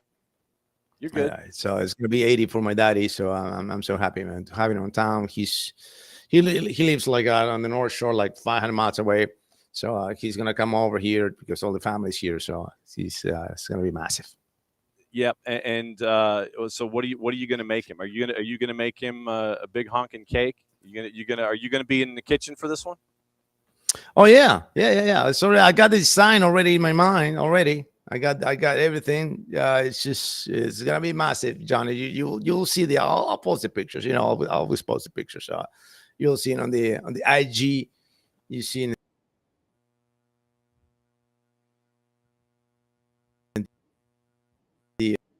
the massive 80 cake. Yes. Man, I can't wait. Make it in the shape of an 8. I think that'd be kind of cool. Have a fantastic weekend, my friend. And we love you very much. And we will catch up with you again this time next week, and we'll talk stuff, hey? Yes, sir. Yes, sir. Yes, sir. Thank you, guys. We'll see you next week. Take care. There he goes, Nino Torres. Fantastic. 80 for his dad. That's very cool. But, yeah, I want pictures. I want pictures on the Instagram. I want a bunch of them. And I want like the photo of like the photo of like the face, just like he took the cake and he's just like jamming it in his face. It's just like whatever the icing is, just all over his dad's face and everything. Or maybe there's a food fight. Take the extra icing and just kind of wing it around the kitchen. But no, you don't want to mess up the kitchen. You want to take the extra icing. You want to do it outside in the yard. You want to do that. Yeah. So while everything else is going on, you're throwing icing at each other, like the water balloons and stuff. You sit there and just throw the icing at each other. I think that'd be hilarious. But yeah, Nino the Baker on the IG, and look at all of his stuff. And we still have to figure out the shipping. We got to figure out the shipping of the dessert. We got to do that because we got to get that squared away. So yes, whenever somebody heads north, we know how we're doing it. We just got to get somebody to head north so we can have the desserts, and they have to be frozen or packed in dry ice or something. And then the dry ice makes its way here, and then we have dessert, and we make a big deal of it on the air, because then we will have had dessert shipped from Peru. How many folks can sit there and say, yeah, we had dessert shipped from Peru? I believe that's one show, people. That's one show, one network, us. That's because we love Nino very much. And we love to see the man succeed, and we love to have him here on Thursdays. And so that's just bottom line. Like I said, we love him very much, and we love to see him succeed. And we're a bunch of dessert folks, and so it all just works out that way. All right, so hang on. This is in his time there, not his piece. In his time there. So I'm trying to do like 9 things at once here. Hang on just a second. Okay, I think I got that figured out. All right. Okay. Let's get into, before Niko Moreno joins us, what to watch, where to watch it, how to watch it, brought to us by our friends at Fanati, fntz.co/soccer down here. That link is important. It helps them. It helps us. It helps you. Get all your stuff. College soccer. There's a lot of it today. Jason will be at Mercer. Women's soccer, you've got, let's see, how many? We've got a bunch. This is women's soccer starts at noon on the Plus. Trying to see who's in the footprint that might be worthy. Marshall and High Point is at 4. Like I said, a lot of this stuff is on the Plus. Some of it might be on ACC Network Extra. Let's see, Charlotte, NC State, ACC Network Extra is at 5. Wake's playing Iowa at 5. Let's see, Chattanooga and Belmont, nice Tennessee matchup at 6. Davidson, South Carolina, Upstate's at 6. Alabama A&M, West Florida is at 6. FIU and Duke is at 6. West Georgia, East Tennessee State is at 6 o'clock. And this is on the women's side. Coastal Carolina, Florida, SEC Plus at 6:30. Obviously, 7 o'clock, James Madison and Georgia, SEC Network. Glenn Davis, Joe Lloyd, and Marion Crowder. Our pregame show starts at 6 o'clock, goes from like 6 to 6:50, and then we yield the floor to them at 7 o'clock. Georgia State and Sanford is at 7 o'clock, also on the Plus on the women's side. Then it is Milwaukee and Tennessee. And so Milwaukee's making their way in their snowbird schedule. They play Tennessee here tonight, and then they go and play Georgia after the matchup that Georgia has with James Madison today. So Milwaukee just continues to work their way south. They're in Knoxville today, and on the weekend they're in Athens. Let's see, Prairie View and UT Rio Grande Valley's at 7:30. Auburn, Southern Illinois is at 7:30. Ole Miss and Charleston's on Flow at 8. Let's see, UAB, Western Kentucky's at 8. TCU, Alabama, UCF, LSU, that's on SEC Plus. Troy and Southeastern Louisiana. That gets us into the Western matchups. And the last one on the board, 2 of them, 10:30, Oregon, Santa Clara, and San Jose State and UC Santa Barbara. So that's the women's side only. There's a boatload of games. We'll try and get the mashup for you tomorrow as to what went down. Men's side, Campbell's playing at 3 o'clock. Davidson's playing Charleston at 5. Longwood and Bill and Mary's at 6. South Carolina, North Florida is at 6.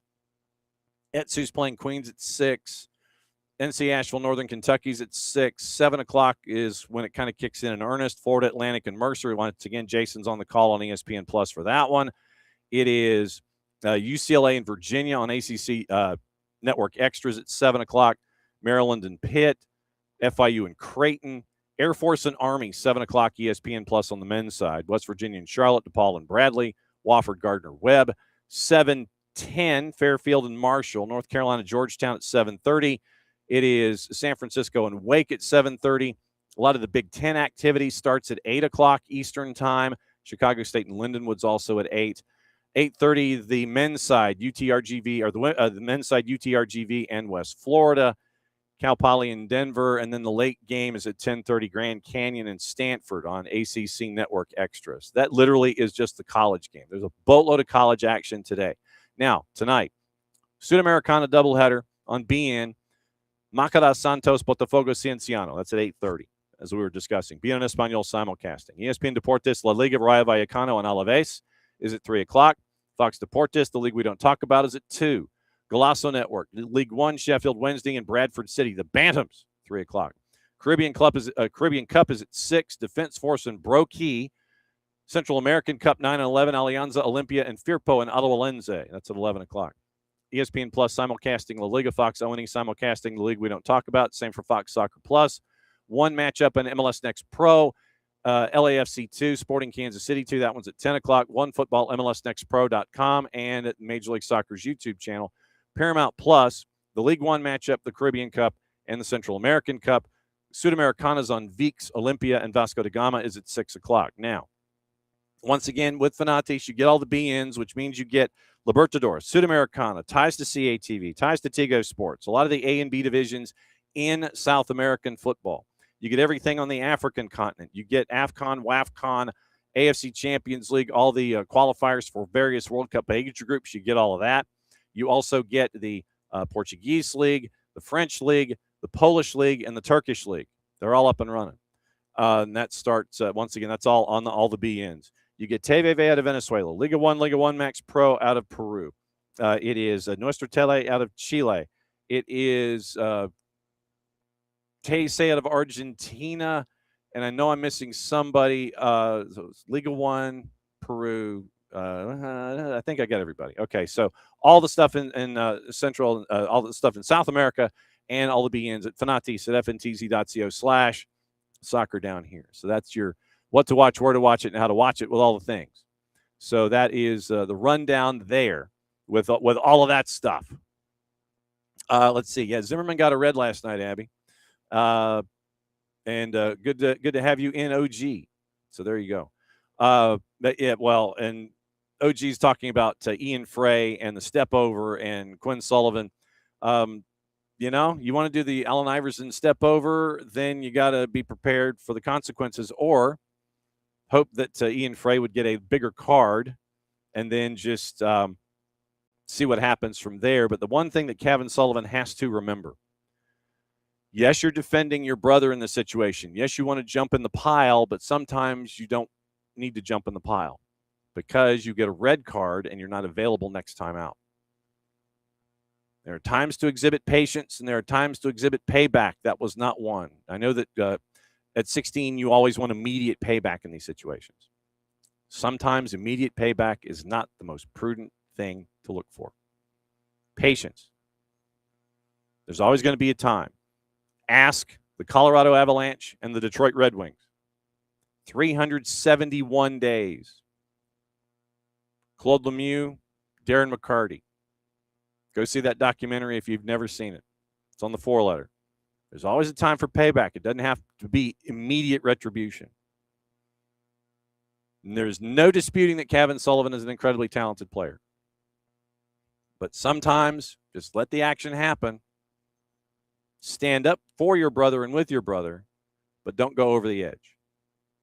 And this has happened, I think, twice in the last month. So, patience. Patience, patience, patience.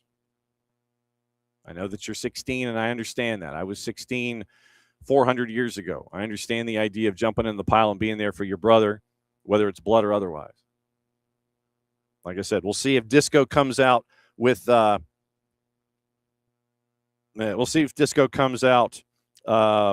with any other ideas, and we'll see what it looks like.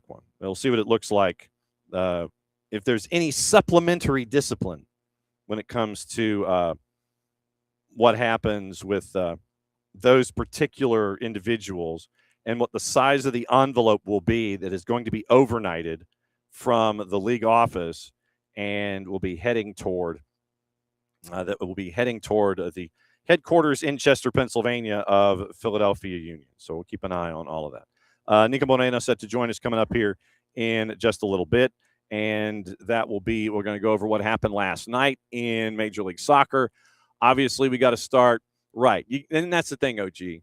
Get in their face, maybe an index finger pointing, but don't extend your hand. Don't let the arm go. Don't do a face wash or anything like that, like the Flyers do.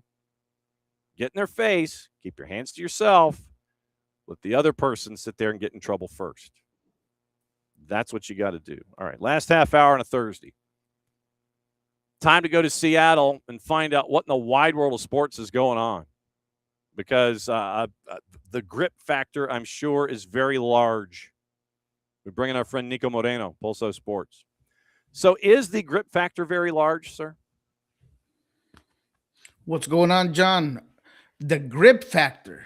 Is everybody gripping? Are they clutching? Are they gripping at pearls? Where is it after what happened last night? What is the grip factor? How is it? DEFCON 5? Is it scramble the bombers, get sack on the line? We're at DEFCON 5, and you just launch all the missiles and everything. Where is it with what happened last night with the Austin and Seattle? Yeah, man, it is DEFCON 5. Is panic buttons and it's alarms. Is called the United Nations. Let's get something, trying to find a binding resolution for whatever it is that's going on. Because, hey, I don't know how much farther this team can continue to spiral out of control. Wow. And continue business as usual. And I'm sorry, SDH family. How's everybody doing? Hope everybody's good. Oh, yeah. I am on my second cup of coffee. Definitely came home and caught up on some other MLS games just to do something different, right? And I was able to watch a couple of games. But yes, after watching what was allegedly 28,000 plus at Lumen Field per the attendance that was announced, because it felt like 20 well, yeah, in sold. that stadium. It's tickets sold, not butts and seats. Yeah. Yes, so tickets sold, butts and seats might have been 20, and that's being generous, because it just felt dire, man. I mean, it just did not look good. And to be frank, guys, everyone, that first half was a hard watch. Yeah. I mean, I've been to a lot of Sounder games, and that first half between the Sounders and Austin was a hard watch. Austin was the better team. Seattle was extremely lucky that they came off that first half 0-0. I thought that they had no intentionality. I thought that they were lost. I heard Brian talk about a diamond in the midfield or changing it up in the first half. I haven't rewatched the game yet. I haven't really had the time to do so yet. But if it was a diamond, it was maybe a Dorito, but it was not a diamond. I mean, that was as bad of a game as I can remember. I mean, the team looked completely disjointed once again. I have no doubt in my mind that Brian set it up wrong this time around. Like, he got it wrong. I mean, he absolutely did, because once he changed it up in the second half, once they played the way they've been playing in terms of at least their concepts, their principles, and the formation, there seemed to be a better understanding. He, pushed up the line of confrontation. Brian did.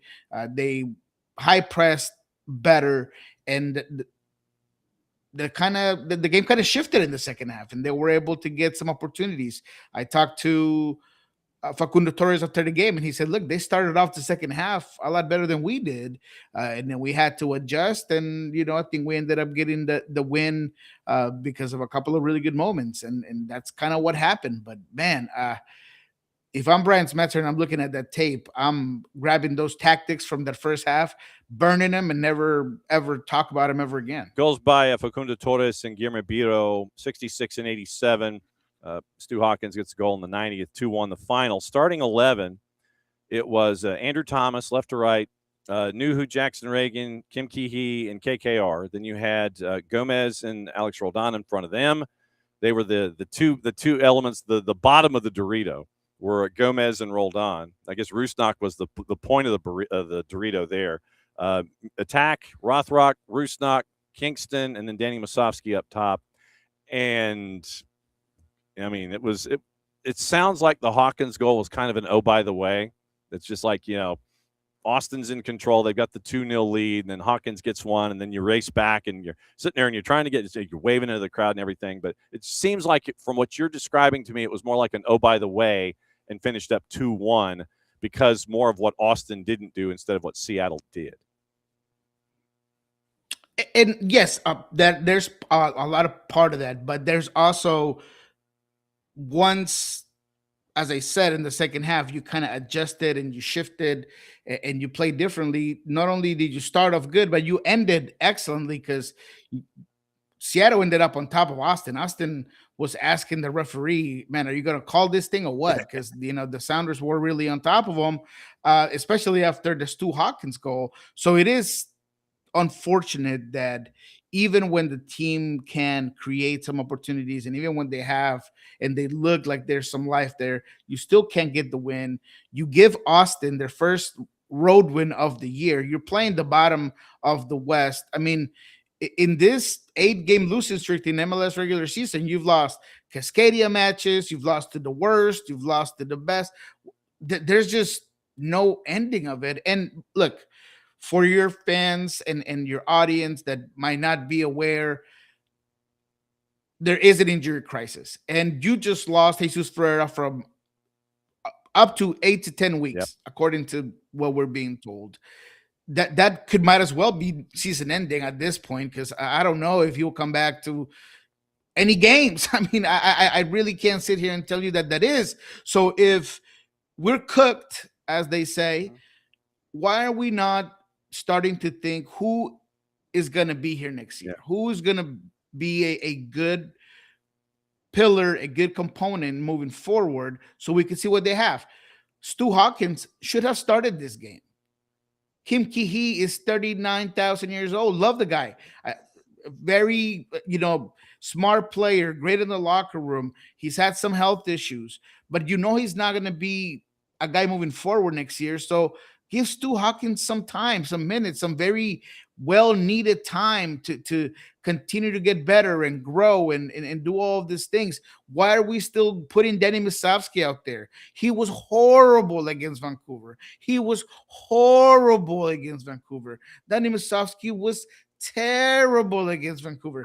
And you stuck with that guy and you played him once again, and he was uninfluential and unimpactful, and he had one opportunity, he still can't put it away in the 60th minute. I mean, why? Just if you're going to stick to somebody because you want to start to put more of an 11 together to, it's August, but okay, let's put a consistent 11 together away from the injuries and maybe go with Osase, go with the younger guy. I'm frustrated with the situation. I know it's not all Brian's fault. I know that for a fact, because again, the injuries, lack of signings, it's incredible to me that it's 2 weeks before the end of the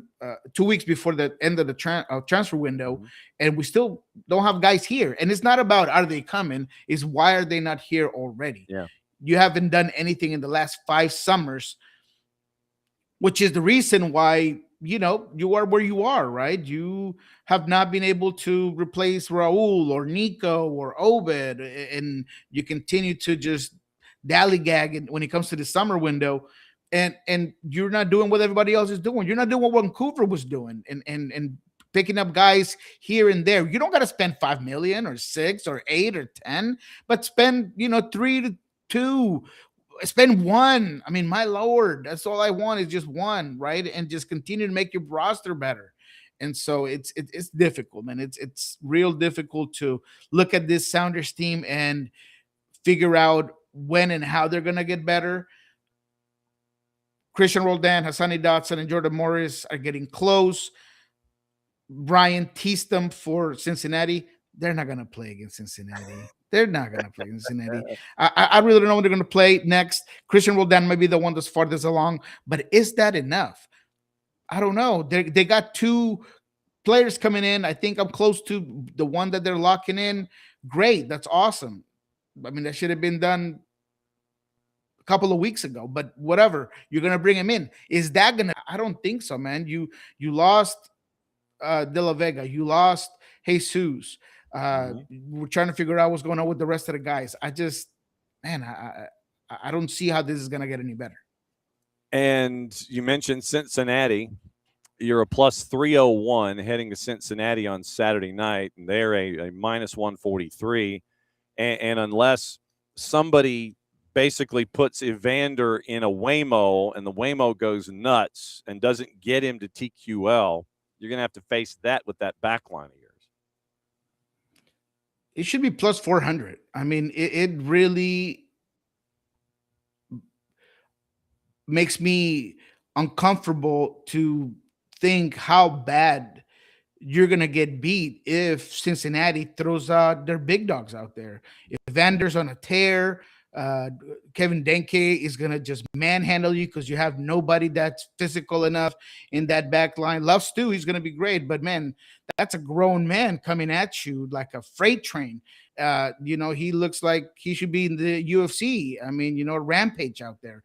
And so, who's going to be able to really put there? You have so many game changers and so many game winners in Cincinnati.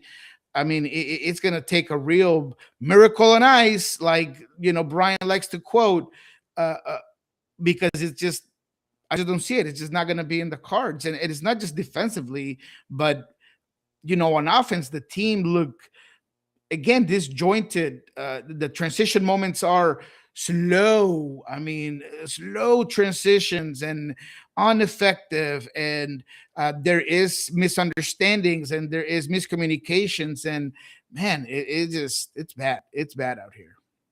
19 goals in 21 goals in 19 matches, so that's a goals for of about 1.1. And I mean, the defense isn't horrible. It's like $1.25 in goals against, but once again, you're at 24 points. You're in the chaos that's going on in the West, 7-13. So 7 teams separated by 4 points right now, either through match day 19, 20, or 21. So yeah, you're in the heart of that chaos, trying to get into the playoffs right now, since Seattle is listed as 12th, the 7th of the 8 teams that are a part of that gaggle trying to get in or stay in the West. Yeah, and look, you're right. I mean, it's how you started the season mainly that why the numbers probably look that good when it comes to the defense.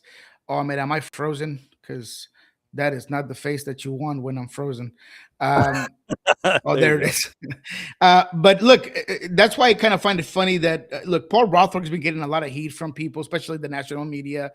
Like, that guy shouldn't be your number one. And it's like, come on, man. Like, that's one of the guys who's actually trying. Like, I get that it's not perfect. I get that it's not a guy that, he could definitely do a lot better when it comes to his services into the box, when he hits the end line and stuff. I've heard things on Nuhu. Look, Nuhu had a big boo-boo against Vancouver.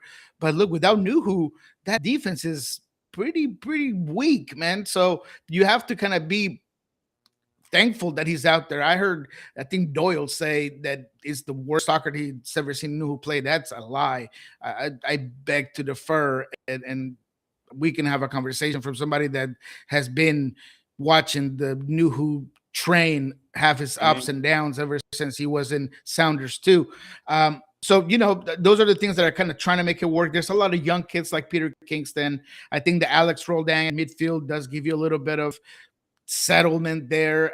There are things that at least you're trying to keep this team from just falling apart every single game, but it's just not good enough. You look at it and you see and you see Cincinnati coming, you see Chicago coming. Chicago's been, great. Lewandowski against this team. I mean, it's difficult to feel like this team is going to start to get any sort of win. So as you drop in the standings,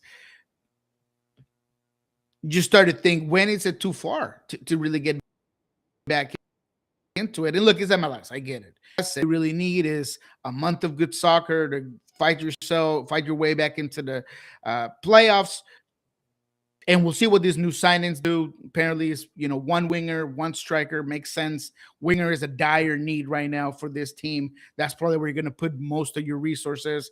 And, they've targeted a couple of U22 strikers, including one from St. Louis, Mike Joyner, that they were unable to, finalize because St. Louis just wasn't doing it. And so, they're trying to make things happen. But just like the medical situation that Brian told us, you can't just change it out of the blue. And I'm not saying that we can do it at the end of the season and maybe it's going to be a whole new program. Just like that, I think that not till next season are you going to have the generational change that you have been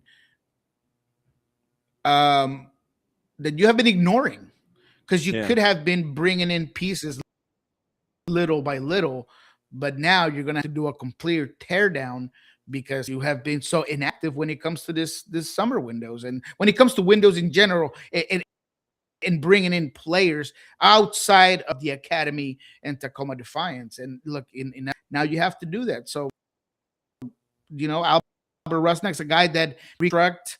If you want to open up the DP spot, extend him out, bring him out of the TAM, there's possibilities that you maybe move away from Jordan next season and, you bring somebody else. I mean, there's just going to have to be a whole new remodel of this roster for you to get back into being an elite team or at least a protagonist in this league. Yeah, world's catching up to Seattle, and it's looking pretty ugly right now. Since you mentioned other matches, Colorado knocks off LAFC last night 1-0. Dallas in a 7-goal thriller at Rio Tinto, 4-3 over RSL. LAG 1-0 in Cali Classico over San Jose. Portland over San Diego FC, 3-1. And then the late game, Houston continues this clean sheet mania with another clean sheet. I think that's 5 in a row now. And they knock off Vancouver at BC Place 1-0. What else stuck with you from yesterday? I warned y'all about Houston. Houston, they made the right moves. They have a real dog in Olsen. You saw him just, we got that at the end because they didn't get the call. It was, just the right attitude, the right players. Franco Negri with a bombazo of a goal. Love what Guilherme can provide you. Bogut's has been good. I mean, that team has been quality, and they get a deserving win over Vancouver. That was a real matchup. That was a good parameter of where they are right now. I think Portland is a team that has found some will and has found some order in their locker room. You're starting to see Velde growing more. He's been, the one light of this team for a very long time in terms of just consistent production, but he looks good. Da Costa seems to be a guy that once again is feeling himself. Look, Portland looks really good. New management, new attitude. I know that San Diego has been kind of shaky, but that's still a good win for Portland. San Jose is another team that's on a free fall. You have Bruce Arena, trying to stay calm in press conferences. And look, this is a team that we, just like the Sounders, funny enough, ironically enough, there was a point in the season when you were like, oh, they have all the Werner's coming and when will Niko Shakiris be the guy and all of these things, and now it's kind of falling all apart. But that loss against the Galaxy with a team that had one less player was tough to watch. That's another team that I don't know what they're going to need to do in order to kind of find that groove again. And LAFC, man, look, Colorado. I love Mark Dos Santos. I think that he is a guy that can definitely put it together, but he is under fire right now. And I don't think he's making his life any easier by making certain changes. I still think that there's a lot of some of those big star players that are not carrying their weight, and that ultimately is going to cost you. But yeah, man, some interesting matchups over there for sure. And let's take a peek at what's going to be happening this weekend. And early on, LAG, get this, they got an early game. LAG moves all the way over to Montreal to take on CF Montreal. They're a dog at a plus 200. Montreal favored at a plus 116 at Stade Saputo. We mentioned Seattle. Really? Yeah. Massive dog, Seattle. We mentioned them. You think they should be plus 400. They're only a plus 301. Messi and friends are going to be without Ian Frey or Yannick Bright at present. Toronto's going to be without Walker Zimmerman at New Stadium, and Messi and friends are favored at a minus 263, as they should. RSL travels east to take on the purple team at a plus 234. Orlando City a minus 111. Nashville's got Crew. Houston's in St. Louis. Dallas gets to go to Vancouver. Vancouver's a minus 217. San Diego FC favored slightly, minus 104. Colorado's big on the plus side at plus 234. LAFC hosting Portland. San Jose's hosting Minnesota. Where do you want to go? Ooh-wee. That's some interesting ones. I'll tell you, without you telling me anything, that LA Galaxy one, I'm kind of interested in, and I know that what you've seen from him is not a lot, but Montreal, regardless of getting a little bit of push and finding themselves in some good games, I like see Sanchez obviously part of that team now, and that was a good game. I think they're good in transition, but I don't know, that one caught my eye. What's the LA Galaxy underdog? Plus 200 at CF Montreal. Yeah, I don't know why, and maybe I'm gonna be off on this one, but that one is my gut pick of the week. On that one, I like that. Possibly again more as a gut one. What about the RSL Orlando? RSL is a plus 234. Purple team is a minus 111. Draw is a plus 309. I like that draw, and I know that those are high numbers, but Orlando, you saw it against Chicago. I mean, they're a team that can get this balance very quickly. They have a difficult time in transition. I think that those are things that RSL does pretty well. If anything, RSL has been leaking a lot of goals, but they could also give it back to you. It's going to be a whole new world without Gazzo for this RSL team. But I do think that they have some game makers, and I think that as Luna continues to get along and find his form, yeah, man. I mean that game against Dallas was kind of back and forth. You give it to me, I give it to you. Yeah, I like that draw. Lock me in on that draw. I'm going kind of bizarre today, but I'm taking that. I'm taking that for sure. I'm not touching the Cincinnati Seattle game as much as it is there. How about we try that LAFC Portland game and give me the goal compos for that one as well. Okay, LAFC is a minus 156. Draw is a plus 328. Portland is a plus 340. So everyone is viewing this one right now as a get-right game for LAFC after what happened last night. 2.5 is a minus 244. 3.5 is a plus 104. So it flips at plus 3.5. I don't know. No, I don't like it. I'm staying away from it. I'm staying away from that one for sure. No way I'm taking that at all. But I mean, look, that's going to be an interesting matchup. There's two teams that can be hard to decipher. I mentioned Portland kind of on an uphill, but I don't see LAFC just kind of laying down for this one. They've been very good defensively as well, despite of the results and how people won. And they've called Mark DeSantis a liar because he said that he was going to be an offensive type of coach. And look, he kind of figured out that you could be organized and come up with some really good results. So yeah, that's a tough one. That might be one that I think LAFC is going to win, but I don't see anything worth my time there in the juice boxes. But let's go with the last one. Let's go with the Vancouver Dallas. Let me get that one. That's another one that was calling my name.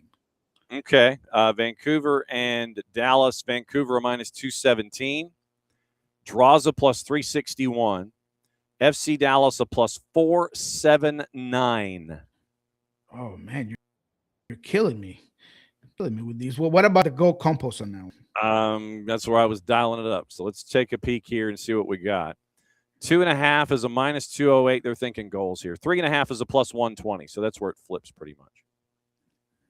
Oh, 3.5. I'll Okay. take the 3.5. I'll go nice and simple on that one. I think it'll turn there. That's going to be a good game, and I do expect that one, especially Vancouver coming after this game where they have to be extremely frustrated. And Jasper Sorensen is a guy that uh, whenever he sees a team that's getting too comfortable, too steady, he knows exactly what knobs to move around, what buttons to push. And so I think that there's going to be a lot of goals in this particular game against Dallas. That's going to be a fun one. I like that. That 6:30 game is a good one. Okay, so here's one that I just dialed up just because. And it's the goal compost for St. Louis City and Houston. Considering the run that Houston has been on defensively, they're on the road at St. Louis City. Over under 1.5 is a plus 280. Ooh. If you went 1-0 Houston at a plus 280, could you live with that? I can live with that. Actually, I like that a lot too. That's a good one. So I like under that, one, as a matter of fact. under 1.5, Houston and St. Louis City, under 1.5 plus 280. I'll take it. I like that. I'll give that 1-0. That 1-0 on Houston. Absolutely. That's actually a real good one. I'm writing that one for sure. We're gonna get that as a lock of the week right there. I like that. Wow. Broke out the lock of the week on that one. Wow. I like that. Wow. Have to keep an eye on that. All right. So hit me. What's going on, Pulso Sports? And what do we need to follow and watch and be a part of and listen to with you over the next little bit? Yeah, so we have a really good conversation. It's not a conversation now that I think about it because he actually ended up being on the Zoom. But if you want to hear what Facundo Torres had to say yesterday about the win, a goal that he got here in Seattle, kind of the difficulty that he's had in Austin, kind of with a new system and putting it all together, as well as a very interesting conversation about Diego Forlan taking over in Uruguay. Him and Diego Forlan had a relationship. He called him the coach that's helped him the most throughout his career, and so because obviously in Peñarol, and so it's a really cool conversation. But it's not a conversation; it's more of like a scrum with everyone with the Zoom of everyone else that was there. But we had some particular questions here in Seattle that we wanted to ask him specifically about that. So that was pretty cool. You can find that at Pulso Sports. We're going to have obviously everything that we got after the game. Stu Hawkins talked. Brian Smetzer talked. He tried to lie to me about Jackson Reagan. I don't know if you saw that. I asked him why you sent them back out there. I was like, why did you send him back there? Oh, he's fine. So I was like, there's no injury because he came off and he's like, well, he hyperextended his knee, it was sore. And I was like, okay. And then later, I wasn't part of this scrum, but apparently Danny Musovsky was like, yeah, there's going to be an MRI on Jackson Reagan. I was like, oh, okay. Well, we'll figure it out. We'll figure it out where that goes. So if you want to check that out, that's going to be on Pulso Sports. Then, of course, tomorrow, Friday, we're going to be doing What We Learned This Week with Jeremiah Oshan. Go ahead and check that out. It's under our heart and it's under our podcast network. What he said. All the things. As always, my friend, it's great to see you on your Thursdays. Enjoy that second cup of coffee. I know that it's kind of long in the tooth this season, just like it is over here. But we love seeing you on Thursdays, and we love you very much, and we'll catch up with you again next week. Appreciate y'all. There he goes. And he said, there. I wanted to make sure that I got the sipping of the coffee cup before he got out of here. So 8:09 over in the Pacific time zone, Pacific Standard Time with our friend Niko Moreno, joining us for the pretty much like the final half hour-ish of what's going on here on our Thursdays. All right, let's get into the gossip, rumor, and innuendo. Since we've already done the what to watch, where to watch it, and how to watch it, and brought to us by our friends at Fanatis at fntz.co/soccer down here. So the rumor mill, Joao Cancelo has joined Barca for the third time on a free transfer. The Maracanã is going to host the Women's World Cup final. No real surprise there. Barca have ended their chase of Julian Alvarez. They're now seeking an alternative. And for the U.S. in their U20 Women's World Cup roster, It is Jeff Kassouf. This was yesterday afternoon. And they're going to try and win their first U20 Women's World Cup since 2012 next month without a lot of their biggest age-eligible stars. Vicky Jepsen called their absence upsetting, but she did express faith in the players on the roster. She named her 21-player roster for next month's tournament in Poland. Absentees: Claire Hutton, Lily Johannes, Kimi Ascanio, Alex Pfeiffer, Jordan Bugg. They are not a part of the discussion. Hutton, Ascanio, and Bugg all play in the NWSL. Think of the regular season. Johannes plays for Lyon. U20 Women's World Cup is not a part of official FIFA windows during which clubs are required to release players. Jepsen, in the press conference, quote, "Of course, we'd love Lily to come and play in this squad as well as Claire, as well as Jordan, but ultimately the main focus now is the players that are released, players that are coming, because I think that we have enough quality within this squad." When asked if there was any tension between the Federation and the NWSL clubs over the release of players, Jepsen took the high road, acknowledged on a certain level, omitting a player because of their clubs was difficult. Quote, "We've had a lot of clubs that have released, which is fantastic with the relationship. We want to try and avoid players being stuck in the middle. What's sad sometimes is when a player is desperate to represent their country, they're not being released. That's something we can't control." Definitely a good relationship across the NWSL with the clubs, that's for sure, but it's hard. We can't force a club to release a player. We have to respect that, end quote. Bay FC midfielder Kennedy Fuller, one of 8 NWSL players on the U20 roster, and the standout among the group heading to Poland, according to Kassouf, worn the captain's armband several times for the U20s. Hutton and Pfeiffer also play for Bay, not a part of Jepsen's roster despite being eligible. 8 of the 21 are professional. The other 13 play in college. Senior women's national team head coach Emma Hayes told ESPN earlier in the month, the U20 World Cup is a crucial part of player development to get players ready for senior World Cups, and she believes the U.S. is lagging at the youth level. Italy, September 9, and then it is Japan and New Zealand after that. U.S. has not won a U20 World Cup since 2012. No San Diego Wave players on the U20 roster. Ascanio, who has been compared to Tobin Heath, is a glaring absence. So is forward Melanie Barcenas. 4 goals so far for the season for the Wave. Jepsen said that for those players left out, it's important to keep growing with their clubs. And so obviously we'll keep an eye on that. Seattle Reign head coach Laura Harvey, Bugg's club coach, said last week she's always had the same ethos about the value of youth World Cups, but doesn't believe that players need experience in them multiple times. And so the roster for the U20s: Caroline Burkle at Stanford, Evan Osteen, Seattle Reign, Keely Titmus from Penn State. Defenders: 7. Avon Alvarez from North Carolina, Ella Bard from Louisville, Lizzie Boama from Stanford, Pearl Cecil from Virginia, Emma Johnson, Penn State, Hope Munson, UNC, Katie Scott with Kansas City Current. Midfield: 6. Kennedy Fuller from Bay, Lily Joseph, Notre Dame, Ainsley McCammon from Seattle Reign, Elon Wen from Stanford, Yanya Toure, Florida State, Linda Olmark from the Houston Dash. 5 forwards: Emery Adamas from the Reign, Alex Buck from the University of Washington, Michaela Johnson, Chicago Stars, Audrey McKean, Racing Louisville, Celie Strawn, UNC. So that is the rundown with what it's going to look like in the U20s next month with the United States. So transfer news and rumors and things to keep an eye on. Manchester United considering a move for Racing Santander left back Jorge Salinas. Competition from Atletico de Madrid, according to Team Talk. He has impressed the 19-year-old since helping Racing secure promotion to La Liga and had a big role in Spain's recent Euro U19 championships.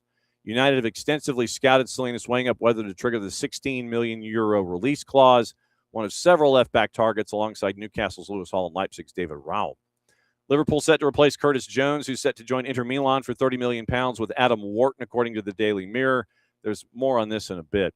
Wharton has caught the eye since his £18 million move from Blackburn in February of 24, linked with a bunch of clubs, including United, Arsenal, and Real Madrid. Did not make the final World Cup squad, reported to be available for around £78 million, 3 years left on his deal. City have identified Roma midfielder Manu Kone as a potential target, according to the 4-letter paper. Emerged as an option as Enzo Maresca looks to rebuild the midfield following the departures of Rodri and Tiani Reinders. Previously a target for United and Arsenal, which and their interest is cooled, which could give Manchester City an opening. Roma understood to value the transfer of Kone, who is under contract through June 2029 at around €50 million. Villa interested in Tosin Adarabioyo from Chelsea as a potential replacement for Ezri Konsa. According to Sky, Villa considering several options after accepting Arsenal's £51 million bid offer to sign Konsa. Chelsea are now prepared to listen to offers for Adarabioyo, who's also attracted interest from Marseille, Benfica, and Sevilla. Marseille reported to have made initial contact with Chelsea following his omission from Xabi Alonso's squad for the friendly against Real Sociedad. Crystal Palace have rejected an opening offer from Galatasaray to land winger Ismail Assar, according to Fabrizio Romano. Palace determined to keep him. Also, it is the done deals that we were talking about. Joao Cancelo from Al Hilal. Parma's Alessandro Cercati has become the latest Australia star to earn a move. Portuguese Giants Benfica announced his signing on a 5-year deal for a reported €20 million fee. Mentioned Curtis Jones, mentioned Ezri Konsa, and mentioned Julian Alvarez. Fresh round of talk set to take place between Manchester City and Lille over the €100 million transfer of a 18-year-old midfielder Ayub Buwadi. It's from Fabrizio Romano. 4-letter paper, Barcelona keeping a close eye on Harry Kane, and his contract situation is expected to sign a new deal with the Bundesliga champs. Barca prepared to swoop in if it doesn't happen. Mirror, Arsenal's Gabriel Jesus is not interested in moving to Napoli this summer, despite links reporting him to. He was on Napoli striker shortlist, along the likes of Nico Jackson and Joshua Zirkzee. Sky Sports News, Burnley has submitted an opening offer for Feyenoord defender Anel Ahmedhodzic. Dutch club willing to sanction the exit this summer, but not for anything less than £6 million. Mundo Deportivo, Ipswich and Hull stepped up their interest in Girona midfielder Azzedine Unahi, alongside Ajax and Al Ittihad. Sky Sports News, Torino have reached a verbal agreement with Fiorentina to sign Nicolo Fortini ahead of the Premier League. New Boys Hull City. Yusuf Fofana, Villa, and Palace have joined the race to sign the AC Milan midfielder. Talks ongoing with both Premier League clubs. It's from Nicola Shira. He also has Atalanta's Giorgio Scalvini on Newcastle's centre-back shortlist, although it remains to be seen if the Magpies will try and bolster that position this summer. And Dodo at Fiorentina is one step away from joining Nottingham Forest in a €10 million deal. Team talk, Sunderland willing to shatter their transfer record by submitting a £51 million offer for Sporting winger Jenny Katamo. Also, Everton tracking the development of Como winger Asani Diao, who could be available for around €60 million this month. Alex Crook at Talk Sport. Southampton keeper Gavin Bazunu attracting interest from Celtic and Dinamo Zagreb. Fabrizio Romano, free agent Bamba Dieng set to undergo medical at Lazio this week ahead of an expected transfer. Foot Mercato, Hamburg closing in on the signing of Nice and Nigeria forward Terem Mafi after an agreement was struck between the two clubs. And Matteo Moretto, Olympiacos have lodged a €12 million offer for Sevilla winger Ruben Vargas, who spent last season on loan at Augsburg. So that's the gossip, rumor, and innuendo portion. Let's check and see what's going on in the minds of Ben Jacobs and Tom Bogert and David Ornstein and anybody else that we might have forgotten. Joao Cancelo is holding up the jersey with his name on the back. 3-year contract after the contract with Al Hilal was mutually terminated. Leeds and Nottingham Forest joined the race for Liam Delap. Chelsea sources say a £50 million asking price. Clubs believe that 40 is possible. That's with him and with Alex Crook from Talk Sport. Then Lille and Zion Fleming, talks are ongoing. Keep an eye there. It is Sheffield Wednesday who signed Kieran Morrison on a season-long loan from Liverpool. Manchester City, several midfield options now. Expected to sign 2 between now and the end of the window, whether it's Enzo Fernandez, Ayub Buwadi, Adam Wharton, Alexis, Manu Kone, and Alex Scott. Bournemouth already turned down a £64 million bid from Chelsea and insists that he's not for sale. Manchester City, once again, Adam Wharton. Rodri joined Barca, so they're keeping an eye on that. Leipzig have reunited their interest in Julian Hall. Atletico de Madrid have also made an approach. Newcastle and Hull also tracking 9 + 4 and 19 starts for Michael Bradley this season. Second youngest player to make his MLS debut, 15 years and 190. Youngest to score an MLS hat trick. Jaden Bogle, pen hovering over contract, smiling into the camera, agreed on a new deal with Leeds, keeping him there until the summer of 2030.